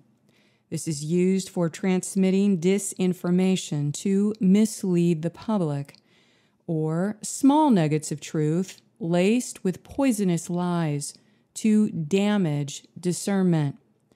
This was intentionally directed to indigos and starseeds with the attempt to derail their continued awakening and eventually track them for body snatch or dark portal possession when that human soul is under the guise of being communicated with by Archangel Michael. Thothian Anunnaki groups organized a militarized style of psychological warfare tactics with the Galactic Federation to further prey upon the spiritual and emotional desires of a primarily Western Judeo-Christian population, to lead them into the false ascension matrix on the astral plane for soul capture during the death passage. The Luciferian Thothian groups currently transmit a range of twisted half-truths in ancient esoteric teachings of ascension to guru and seeker archetypes that are purposely geared towards the consciousness enslavement of its audience. Many of the channel transmissions are based in the information that was disseminated in the timeline of the Atlantean mystery schools, the Brotherhood of the Snake, which had acquired ancient written translations of stolen coded information in the Law of One records. These records were accessed and translated by Thoth, and then subsequently repackaged through the release of the Emerald Tablets. The Emerald Tablets transmissions into the New Age movement are heavily hijacked and embedded with artificial intelligence and mind control programming in order to attract those spiritually awakening with Atlantean or mystery school memories, and then tag and track these groups for mind control and spiritual oppression. This false ascension information has evolved into the New Age spiritual movement, in which groupthink, mind control was implemented to target hidden subconscious fears, while directing the conscious mind in the personality to explicitly remove or block awareness of any unpleasant aspects and dark topics. To prevent a person from facing fears head-on or blocking perceptual vision, there is a strong transmission of mind control conditioning through the constant reinforcement of negative ego behaviors and self-deception that encourages the denial of the existence of darkness itself.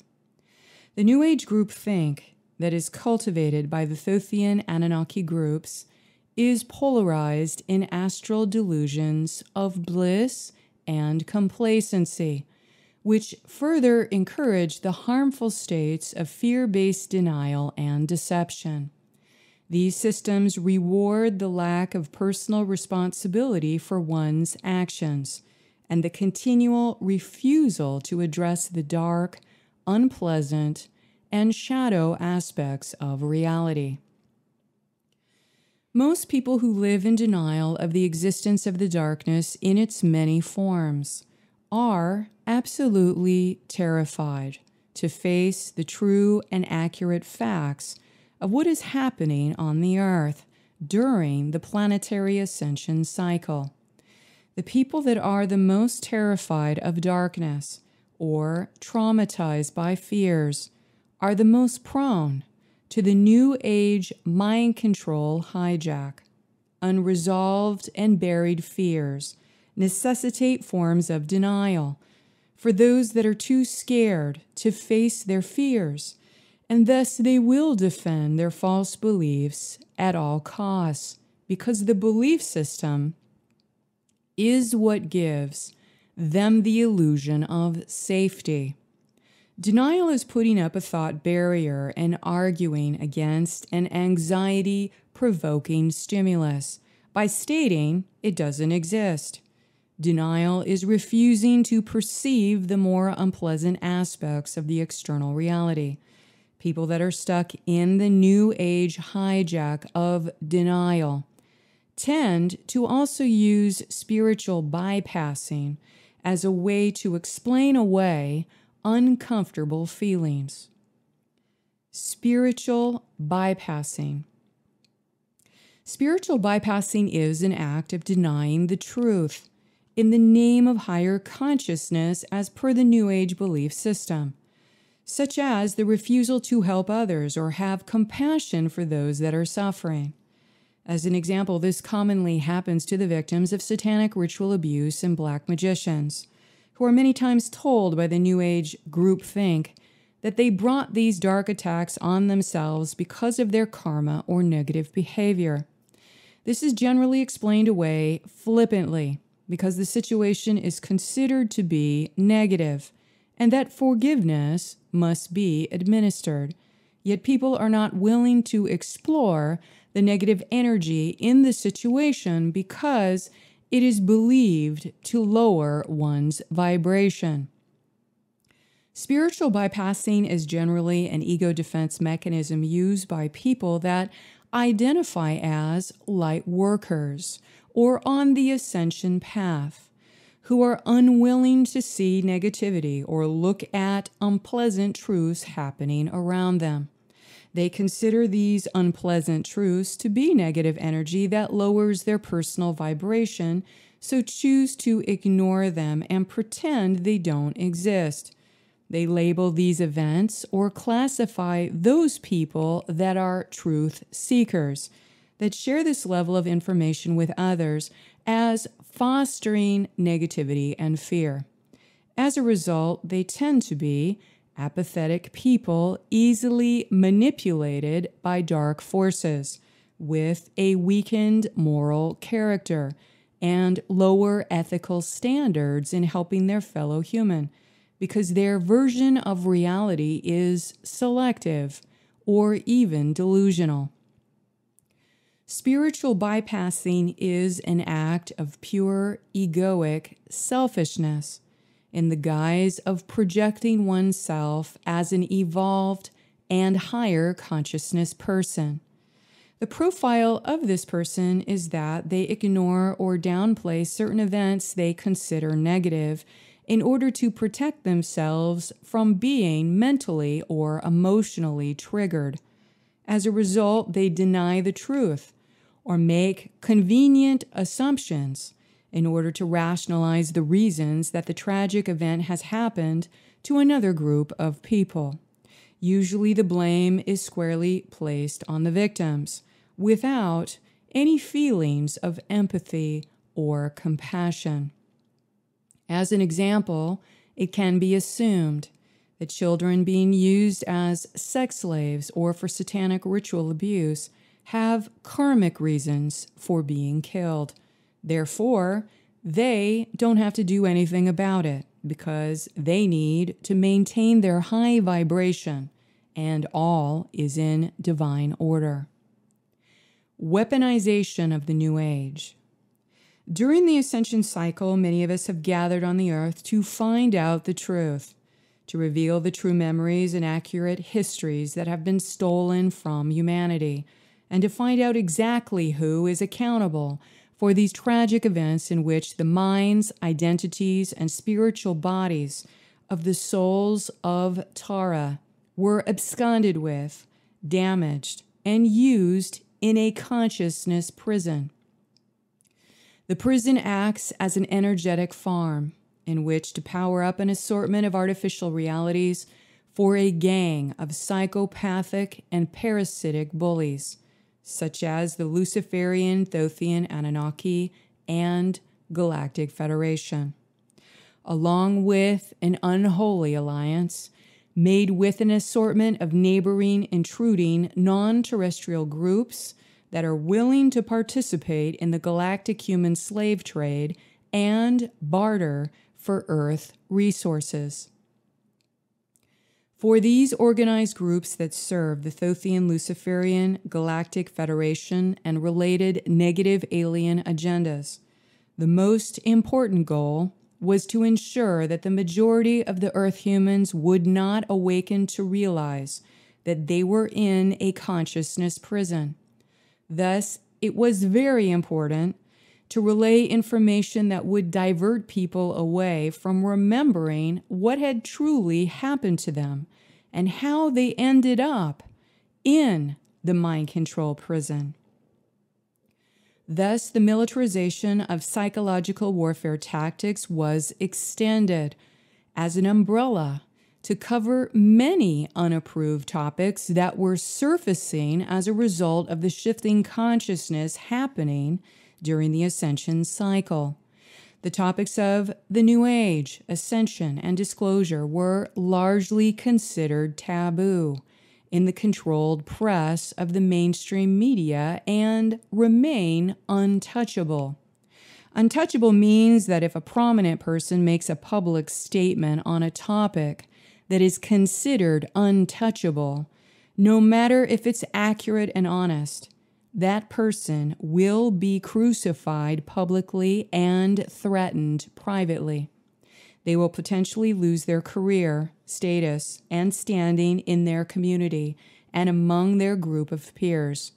In the current terrain of global mind control, ridicule is negative ego's most potent weapon, and it is used in every organized industry, including spiritual communities, which can be some of the worst offenders. This is a basic principle of psychological warfare. If someone is out of step with the controlled narrative and they are public about these views, they can be subjected to economic and social terrorism, in which they will be personally ostracized, accused, and penalized for their personal views. Nonetheless, the awakening groups and concerned citizens that are interested in exploring one or more of the untouchable topics rose to form their own side of the alternative media movements, such as the UFO MUFON groups, Truther Movement, QAnon, and the New Age Ascension and Disclosure movements. Many of these communities were organized around a wide range of topics that are being researched by independent journalists and experiencers that the controlled mainstream would label as conspiracy theorists. This is used as a derogatory term in the media to infer that these ideas are made up by crazy people. The use of the term conspiracy theorist is used to undermine any dissent or questioning of the mainstream narratives and to methodically terminate any and all access to public media outlets or online social platforms that are being organized by those groups that are seeking to open these untouchable topics into a larger public debate. When one experiences direct threats and attacking from dark portal humans and dark forces for merely opening a respectful and compassionate dialogue about an untouchable topic, the first reaction can be shock and confusion. From this experience, it becomes clear that we are not free, that we live in a consciousness pen. Anyone that does not believe this should just try to talk about these subjects openly in any kind of environment and watch what happens. Many of these alternative movements have leaders by default that rise into a meteoric online public status and go viral on multiple social platforms, only to implode from within and be completely extinguished, going down in flames within just a few years. What happened? The basic principles of psychological warfare: divide and conquer from within. The infiltration of intelligence and leadership with delusions of grandeur and negative ego. A lack of discernment and awareness of the controlled opposition in play designed to destroy the organizational tenets on which that community's movement has been founded. There are no accidents, and nothing is random. The Dark Task Force is highly organized and very efficient. They will attack your weakest links in all areas, including those you love the most and that are the most vulnerable, such as partners, children, and pets. What most people are not aware of is that the extent of the grid damage incurred in the planetary body, along with the soul fracturing, is so extensive that it is almost impossible to gain accurate details that we can call factual truths that are recorded in the planetary brain as historical timelines. No one can say exactly when disclosure will happen or predict future events at this specific date and time. It is impossible during this cycle when traveling in 0 point and simultaneous spiral time. Humanity has to gather the holographic pieces of our light body and reassemble them in corrected position in order to reframe it with actual historical evidence recorded in our consciousness live stream. Our consciousness has experiences that can never be erased, and that content is shared through the rehabilitation of the planetary brain as we reassemble and reclaim our spiritual body parts and ascend. The Earth has been subjected to electroshock mind control methods and energetic implants being administered to suppress the entire population, along with artificial realities being projected into multiple dimensional holograms, recorded with false histories and false timelines. This means we have to extract the artificial reality and remove the artificial intelligence holograms in order to see what is false and what is real in the human consciousness experience. This means no one has all the pieces of truth, and the human race must all come together and unify in order to spiritually heal. We must be willing to dig deep and hard within to find the nuggets of truth buried inside our consciousness bodies while we navigate this soup of negative alien obfuscation and mind-controlled confusion. Keeping humanity confused and depleted is a psychological warfare strategy known as the confusion principle tactic, to spread mass lies mixed in with bits of truth in order to confound the population, cultivating a culture where no one feels they can trust each other, and they do not have any semblance of discerning what is truth and what is lies. This confusion has stolen our true spiritual identity and renders us blind to the awareness of the current war raging over human consciousness that is happening behind the veil and on the world stage. New Age astral bliss. One of the most appealing ways the Thothian groups have found to manipulate the New Age is to promote the states of astral bliss through the slick marketing of spiritual consumerism, which many people line up for like astral junkies to get a hit of false love transmitted from the astral plane implants while participating in these retreats. There is a manipulated state of astral bliss, which is a type of emotional conditioning to activate addictive response patterns, while participating with many of the New Age group modalities that are hijacked by Thothian entities. Retreats that scratch the surface and allow us to feel something. Allow us to check off a box that later gets turned into, I'm beyond all that shadow because I've dealt with that already. Thus, the setup is to ignore red flags and emotional weakness in everyday life, because the fear of actually facing deeper issues and having to make changes in one's lifestyle is too overwhelming.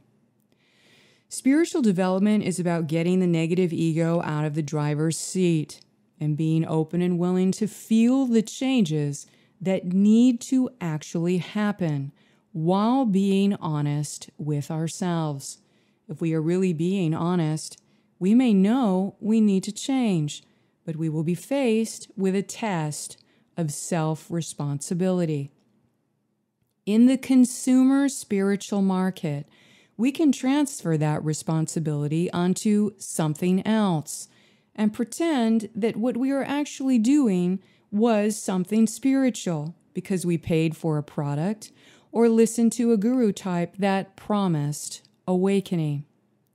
New Age astral bliss narratives are filled with fantastical illusions, wishful and magical thinking, self-deception and escapist fantasies of the rainbows and butterflies outlook on life that appear to be like a Disney movie.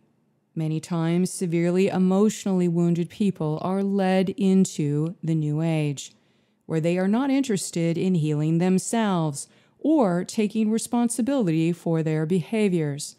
They seek instead further excuses to continue negative behaviors and being deceptive to others in an accepted social setting. To have better discernment, the most common New Age astral bliss profiles may include demonstrated qualities such as complacency, carelessness, demonstrating a lack of responsibility, and cluelessness towards others. Easily mentally confused and overwhelmed, vacant eyes and expression, incoherent and fractured communication. Drug-like ecstasy, euphoria to sedative states when in astral frequency transmissions from a guru. addictive tendencies to recreate the astral bliss-filled state over and over again, projecting spiritual fantasies on others, accusing others of being dark, prone to emotional tantrums, acting as the chaos disruptor, ungrounded in their body, therefore prone to self-delusion, naive with poor decision-making, may be prone to emotional hysteria and archetypes of drama, such as rolling around on the ground, crying and screaming, or going into primal or fetal states when in groups. Lack of discernment in environmental energies places trust in untrustworthy people and highly corrupted organizations. Auric or light body disconnection in one or more layers. No boundaries, and open to whatever may come in the astral, covered with energy parasites. Rejects the existence of pain and fear when confronted by it. Cannot tell the difference between darkness and light. Says everyone is one, so they can take whatever you have because it's theirs already. Tends to lack discipline or self-responsibility, may confuse drug-like states and addictive states with higher consciousness states, re-traumatizing wounds and fragments through drug use in shamanic journeying.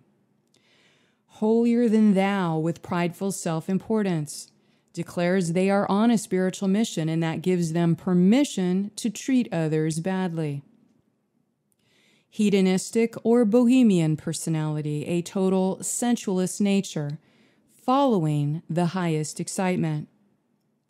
Alien implanted, unaware of the existence of implants, mind control, or negative ego. Unwilling to confront or face negativity or bad behaviors for fear of being labeled judgmental. Low ethical behavior, holds grudges, easily puts down others, and engages in malicious gossip. These naive astral visions, propagated by the New Age hijack, have filled people's minds with denial, one of the most potent forms of fear-based programming, denying the nature of reality and denying the painful truth by remaining in escapism and complacency by avoiding self-responsibility. These disempowering and negative qualities have come to be the primary factors that have dominated the acceptable narratives that are included in the New Age movement as groupthink.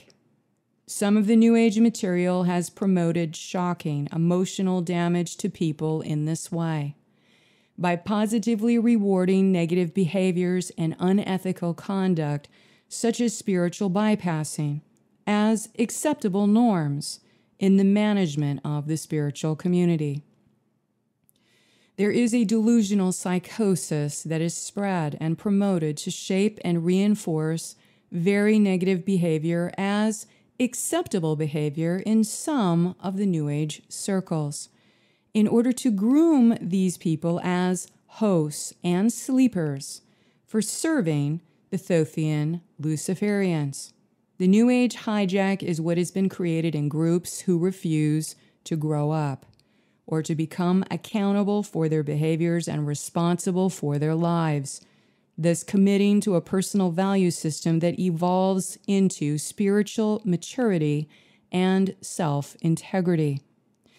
In this context of a staged military-style takeover, the general dissemination of New Age ascension or disclosure information that is given out by the mind control handlers is used to take complete control over assigning approved topics and unapproved topics.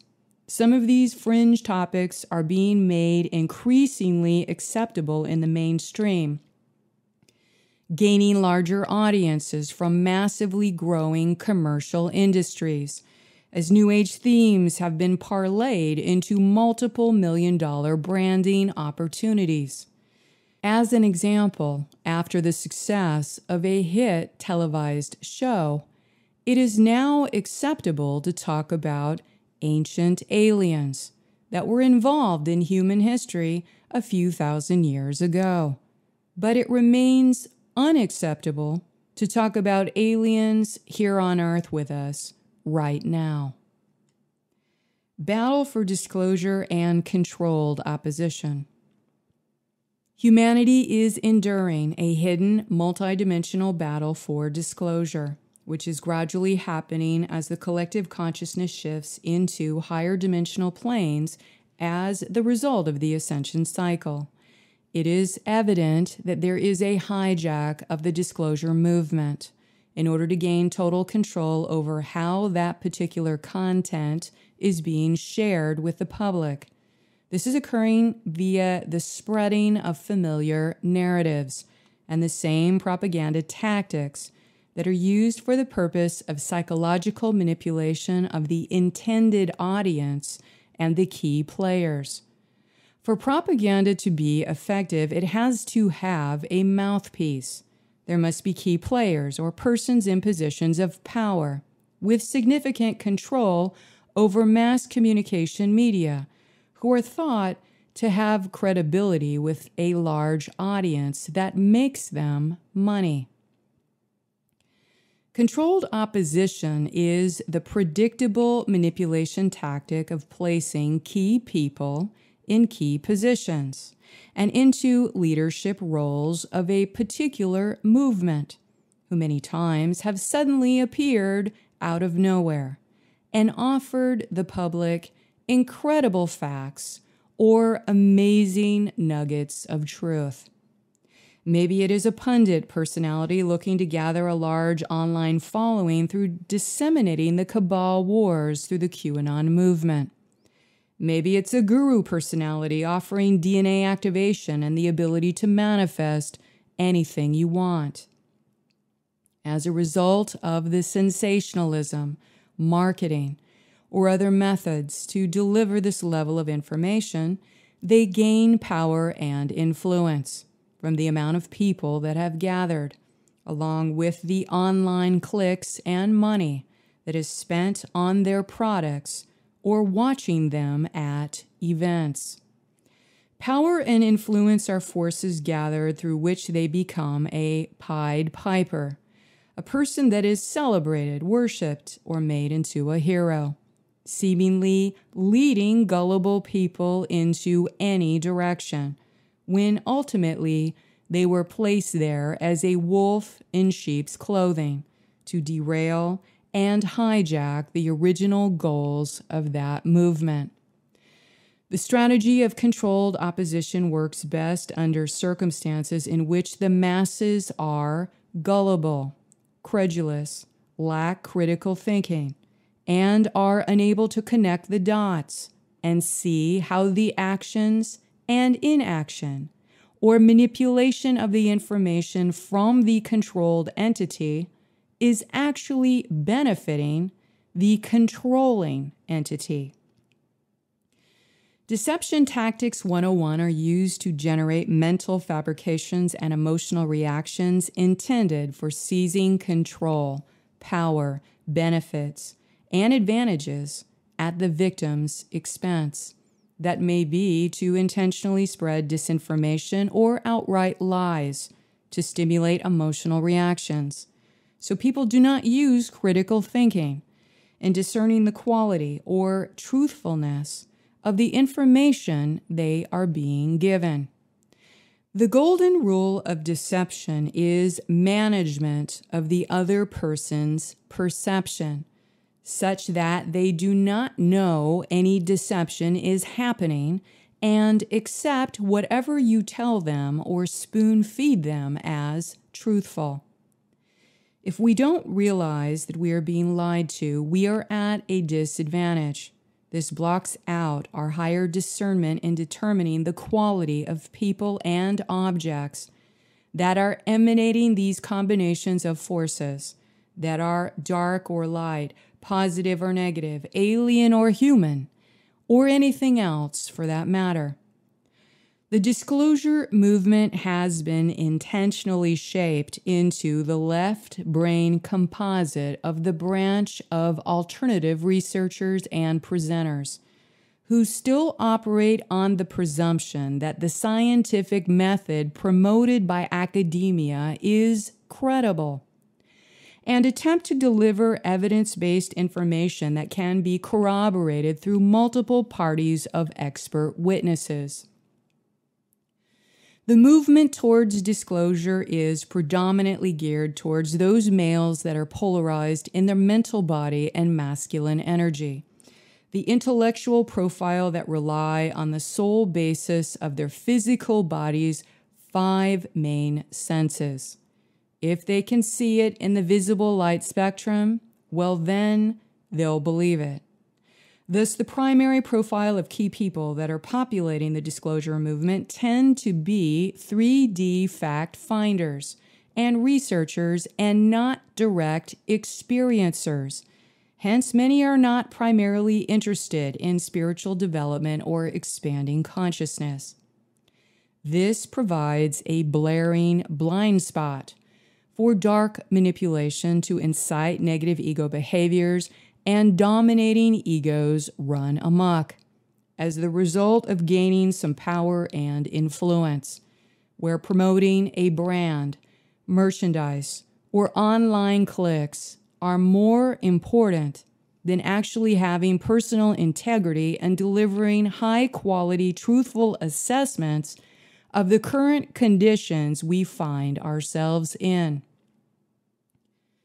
In the New Age Ascension and Disclosure community, where large conferences and panels are gaining commercial popularity and increasing profitability, victims and victimizers are generated in those communities like the flavor of the month, from personal experiences and continued observation of key players. Backstabbing and two-faced lying are standard fare at these events, along with a large smile flashing right on cue to endear the applauding audience.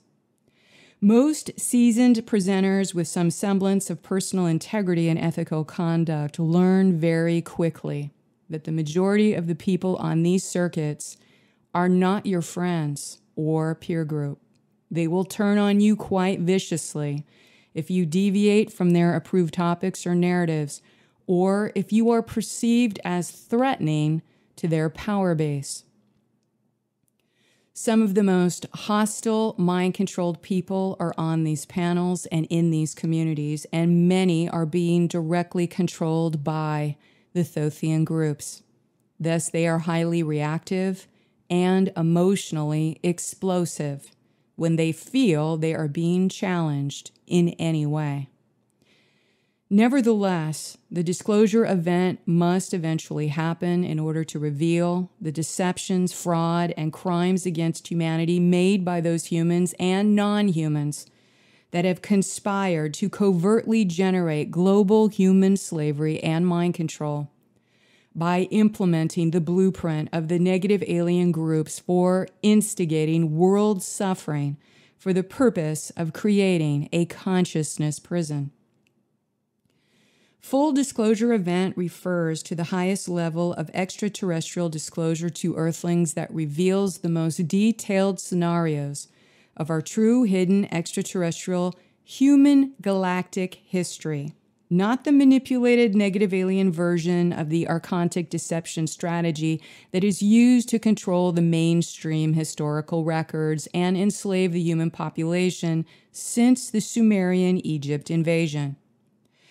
Humanity would be briefed beyond just knowing about the existence of the extraterrestrial races, crafts, and cooperative agreements made with earthly world governments.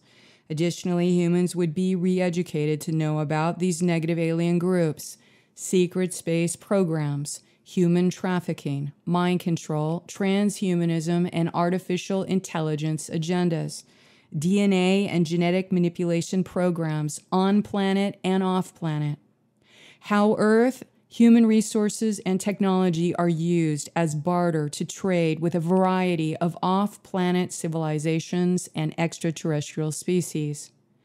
Full disclosure event includes revealing the power elite groups and negative alien groups that have abused power on Earth and are required to restore energetic balance to make amends for the crimes they have made against humanity.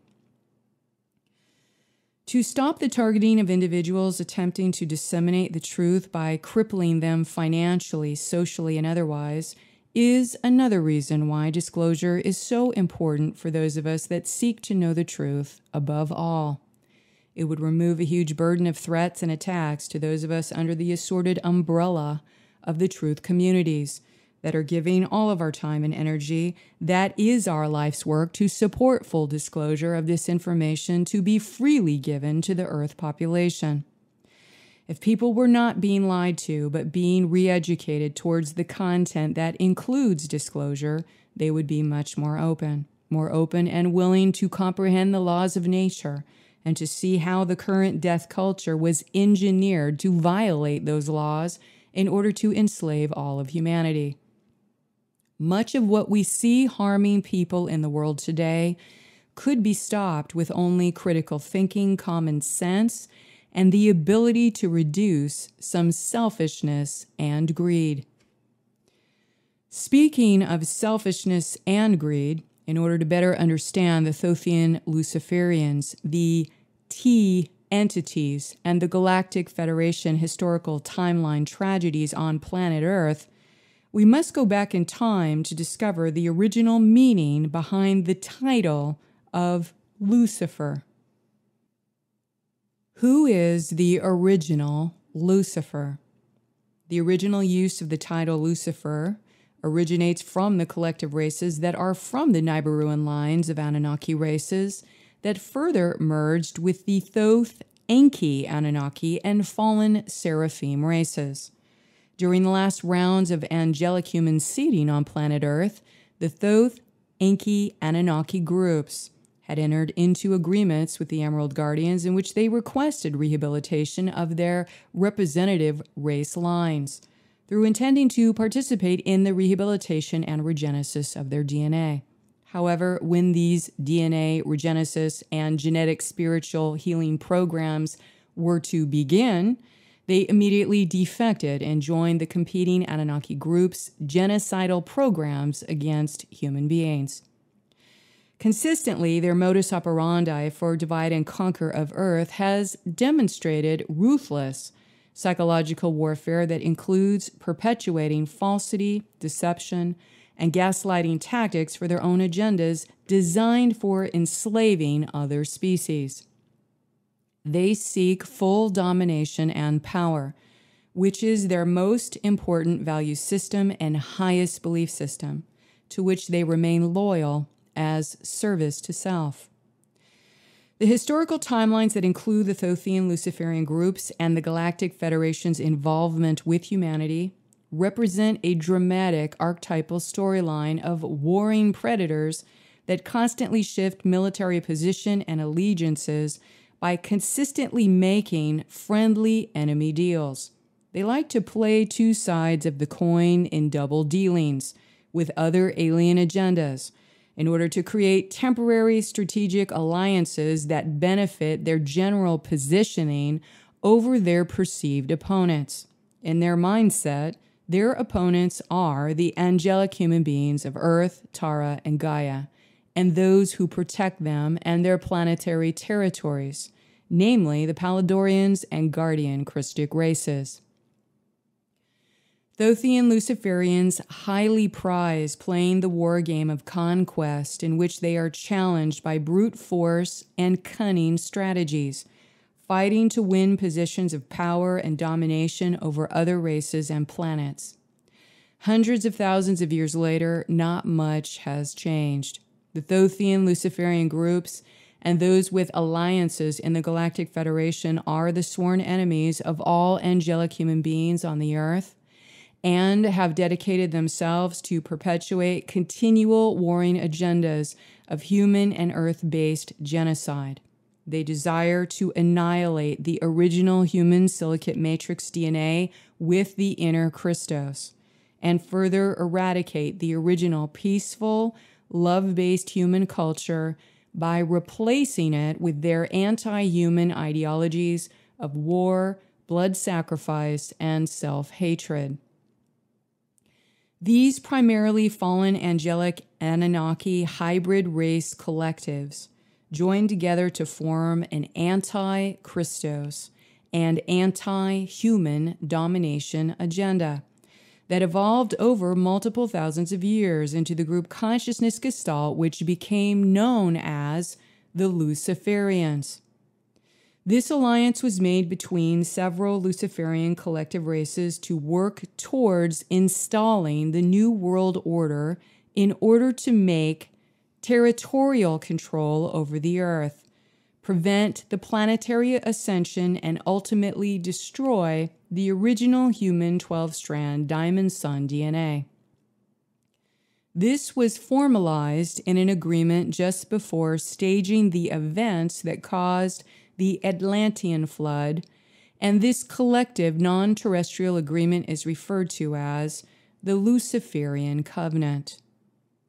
Galactic Federation's Luciferian Alliance. The Luciferian Anunnaki collectives made further agreements with those that have been tasked by the Syrian Council to help protect the planetary stargates and the developing and evolving angelic human races.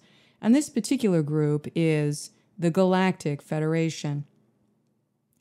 Anunnaki members that were enlisted in the Galactic Federation wanted to gain control over the Giza Stargate and to expand their expeditions beyond their current access levels in order to claim more territory in the outer domain for themselves. Thus, it was the members of the Galactic Federation in alliance with the Thothian groups that were the primary factions responsible for the total destruction and cataclysm that ensued, which thrust planet Earth into the Dark Ages, and was an orchestrated agenda of intentional angelic human genocide. Further, they have been responsible for directly concealing the knowledge of this fact through the continual manipulation and intentional falsification of written history, and the purposeful eradication of human historical records that reveal the genuine existence of the Atlantean colonies and the highly advanced technologies that were commonplace in human society during this timeline. The true and accurate hidden historical records provide the scientific and factual evidence for the direct involvement of these non-terrestrial Luciferian groups, in which they banded together as the Snake Brotherhood Kings during Atlantis. They made a secret pact called the Luciferian Covenant for the purpose of the total annihilation of the historical timelines and cellular memories of humanity, to wipe out all records of highly technological human civilizations that were naturally evolving and advancing human consciousness and authentic human culture. The eradication of all of the technology, memories, histories, and identities during the advanced civilization of the Atlantean colonies on the Earth is a conspiracy enacted through a blood covenant made with the Illuminati hybrid humans that make up the power elite and answer to the Thothian Luciferian groups. Destructive events caused by Thoth and Galactic Federation.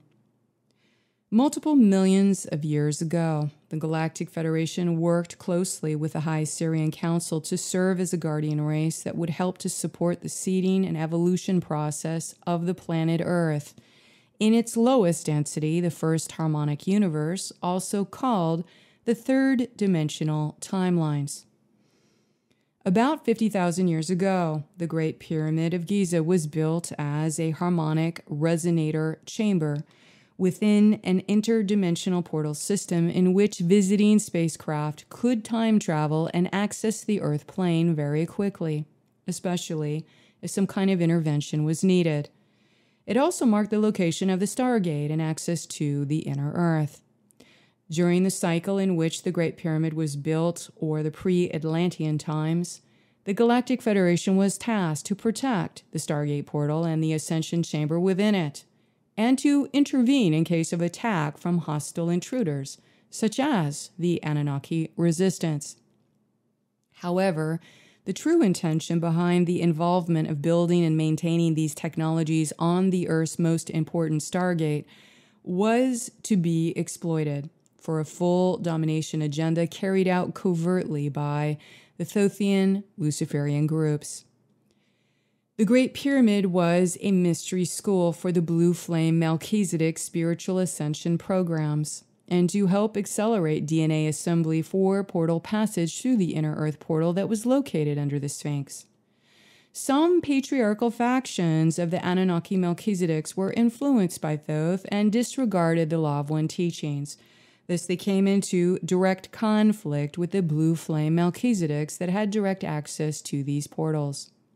They became increasingly hostile when they were forbidden access to the Great Pyramid and its ascension chambers. Thus, they organized a larger group resistance in Atlantis with the plan to explode the protective force field in order to take control over the Giza Stargate via the setting off of explosions. To achieve their goal, they enlisted the support of the sympathizers that were in the Galactic Federation, as many were originally from Anunnaki lineages, and felt they too were being unjustly discriminated against and were more powerful than the Law of One teachings. As a result of the infiltration that occurred from Sirius A, the Jehovian Anunnaki took control over the Galactic Federation and the Ashtar Command, joining the Luciferian Covenant and planning the final stages of the Atlantean Cataclysm with the purpose to eradicate the Earth's historical records and technological knowledge, sending the Earth's inhabitants back into the Dark Ages. These same groups were responsible for directing scalar-based weapons into the planetary field, into the Stonehenge 11th Stargate in orchestration with the Nibiruans, to erase the collective human race memories and to eliminate any trace of our recorded history stemming from Atlantis and the tragic events that led to the Atlantean Cataclysm. This became the checkerboard mutation. The checkerboard mutation is generated from multiple alien machinery systems that reverse the energy current throughout the planetary grid networks to split them into bi-wave frequencies. The bi-wave consciousness allows for extreme polarity amplification in the collective consciousness energies, and the splitting between the polarities to generate extreme densification. This is also what produces gender reversals in the human light body and gender splitting. These reversals are intended to maintain the reversal networks on the Earth plane that keep human DNA unplugged, and the Thoth groups in control of the timelines on the Earth grids. Subsequent to the Atlantean Cataclysm, the Thothian groups once again partnered with the Galactic Federation to stage several sequential invasions in the Sumerian Egypt regions in order to gain control over the demographic areas of the Stargates in the Middle East. They introduced the dragon moss from Orion into the area in order to remove the dynastic Egyptian histories that included the accurate records of the 12 tribes of angelic humans seated on the earth and the advanced technologies the Egyptians were using that came directly from the knowledge and memory of the Atlantean civilization. Erasure of the accurate timelines of Egyptian history and consistent manipulation of the information given to the public is ongoing in order to confuse, gaslight, and derail any further investigation that connects the Atlantean conspiracy to the disinformation that is given about Egyptian artifacts and supposed current discoveries. It is an active campaign of disinformation organized by those that are bound to serve the Luciferian Covenant. They continued their Luciferian conquest during the Zoser invasion to gain submission of the Pharaoh, protecting Grail Line artifacts and portal access levels. Through the use of EMP weapons deployed through coordinated airstrikes, they intentionally destroyed several ancient cities and historical records from Sumeria, Egypt, and the Dead Sea, while burning alive many of the Egyptian population that lived there. Under Pharaoh Thutmose III, Hatshepsut's half-brother, the Galactic Federation was tasked to destroy the angelic human tribes genetically coded to the Temple Mount Stargate. These groups were known as the Grail Keepers. Thus, true and accurate Egyptian history was replaced with the Black Sun agenda of inserting the Egyptian pantheon of gods, along with their black magic rituals that were to be enforced by the installation of the Setian king lines, Hyksos, and the Amun snake priesthood. These groups in the Middle East would eventually integrate into the Greek mystery schools and further evolve into the corrupted lineages of the secret societies that formed as the Knights Templars and Freemasons, some using the image of Akhenaten as their Luciferian high priest for enacting the blueprint for the New World Order. This is an inside joke to the Galactic Federation to defame his image and make a mockery of his life. Akhenaten was a Christic being, serving the law of one, attempting to negotiate with these rogue Anunnaki groups to allow humanity to ascend in the 2012 window without interference. His negotiations to enter into a peace treaty failed. Shortly after he was murdered, a heretic king by a family member, and thus branded in history as a Luciferian high priest to the Illuminati hybrid lines. The Galactic Federation works with the negative alien groups towards world domination and are behind the mind control propaganda that the Anunnaki are the gods of the Earth and this solar system, promoting themselves as the divine angels returning to help humanity ascend, to seduce the Earth population into subjugation to their New World Order enslavement agenda. Thothian Leviathan New World Order. The orchestration of several events leading to the final Atlantean cataclysm and ripping wormholes in the Giza Stargate system was only the first stage of implementing the Anunnaki Thothian group's working alliance with the Galactic Federation, in which they combined their forces towards securing their domination agenda on the planet through the New World Order.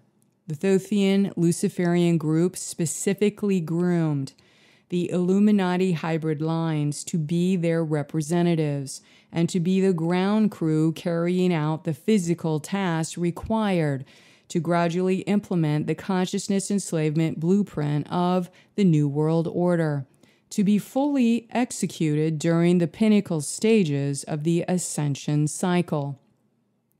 These human Anunnaki hybrids were conditioned, implanted, and prepared to be the primary Luciferian bloodlines that would be assigned into the highest echelon of global planetary leadership and would come to be known more specifically as the Thothian Leviathan or Illuminati bloodlines.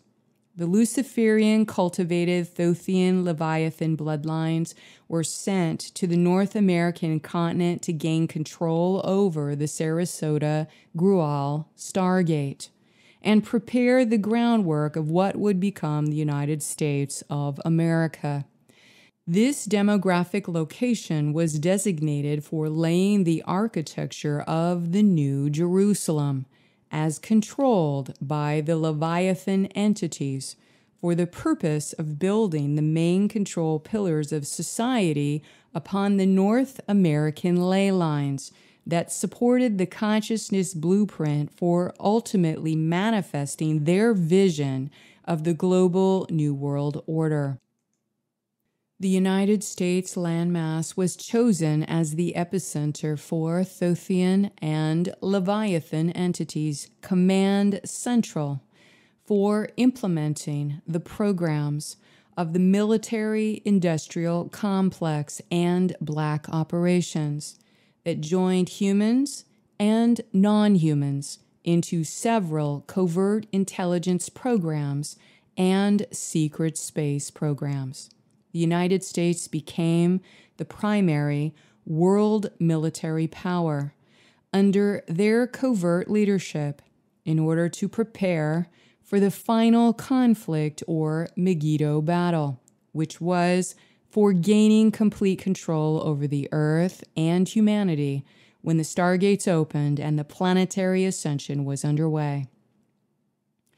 And this brings us to the current global agendas still in play as the battle for the surface of Earth continues, with those loyal to the Luciferian covenant that are setting into motion all they can to implement the New World Order objectives under the guise of socialism and into the hellish pit of communism, the blueprint of human slavery given to Marx from the Black Suns. Please only take what is useful for your spiritual growth and discard all the rest. Thank you so much for your courage and bravery to be a truth seeker. Until next, stay in the luminosity of your avatar Christos Sophia heart path. Please be kind to yourself and to each other with a loving heart until next month.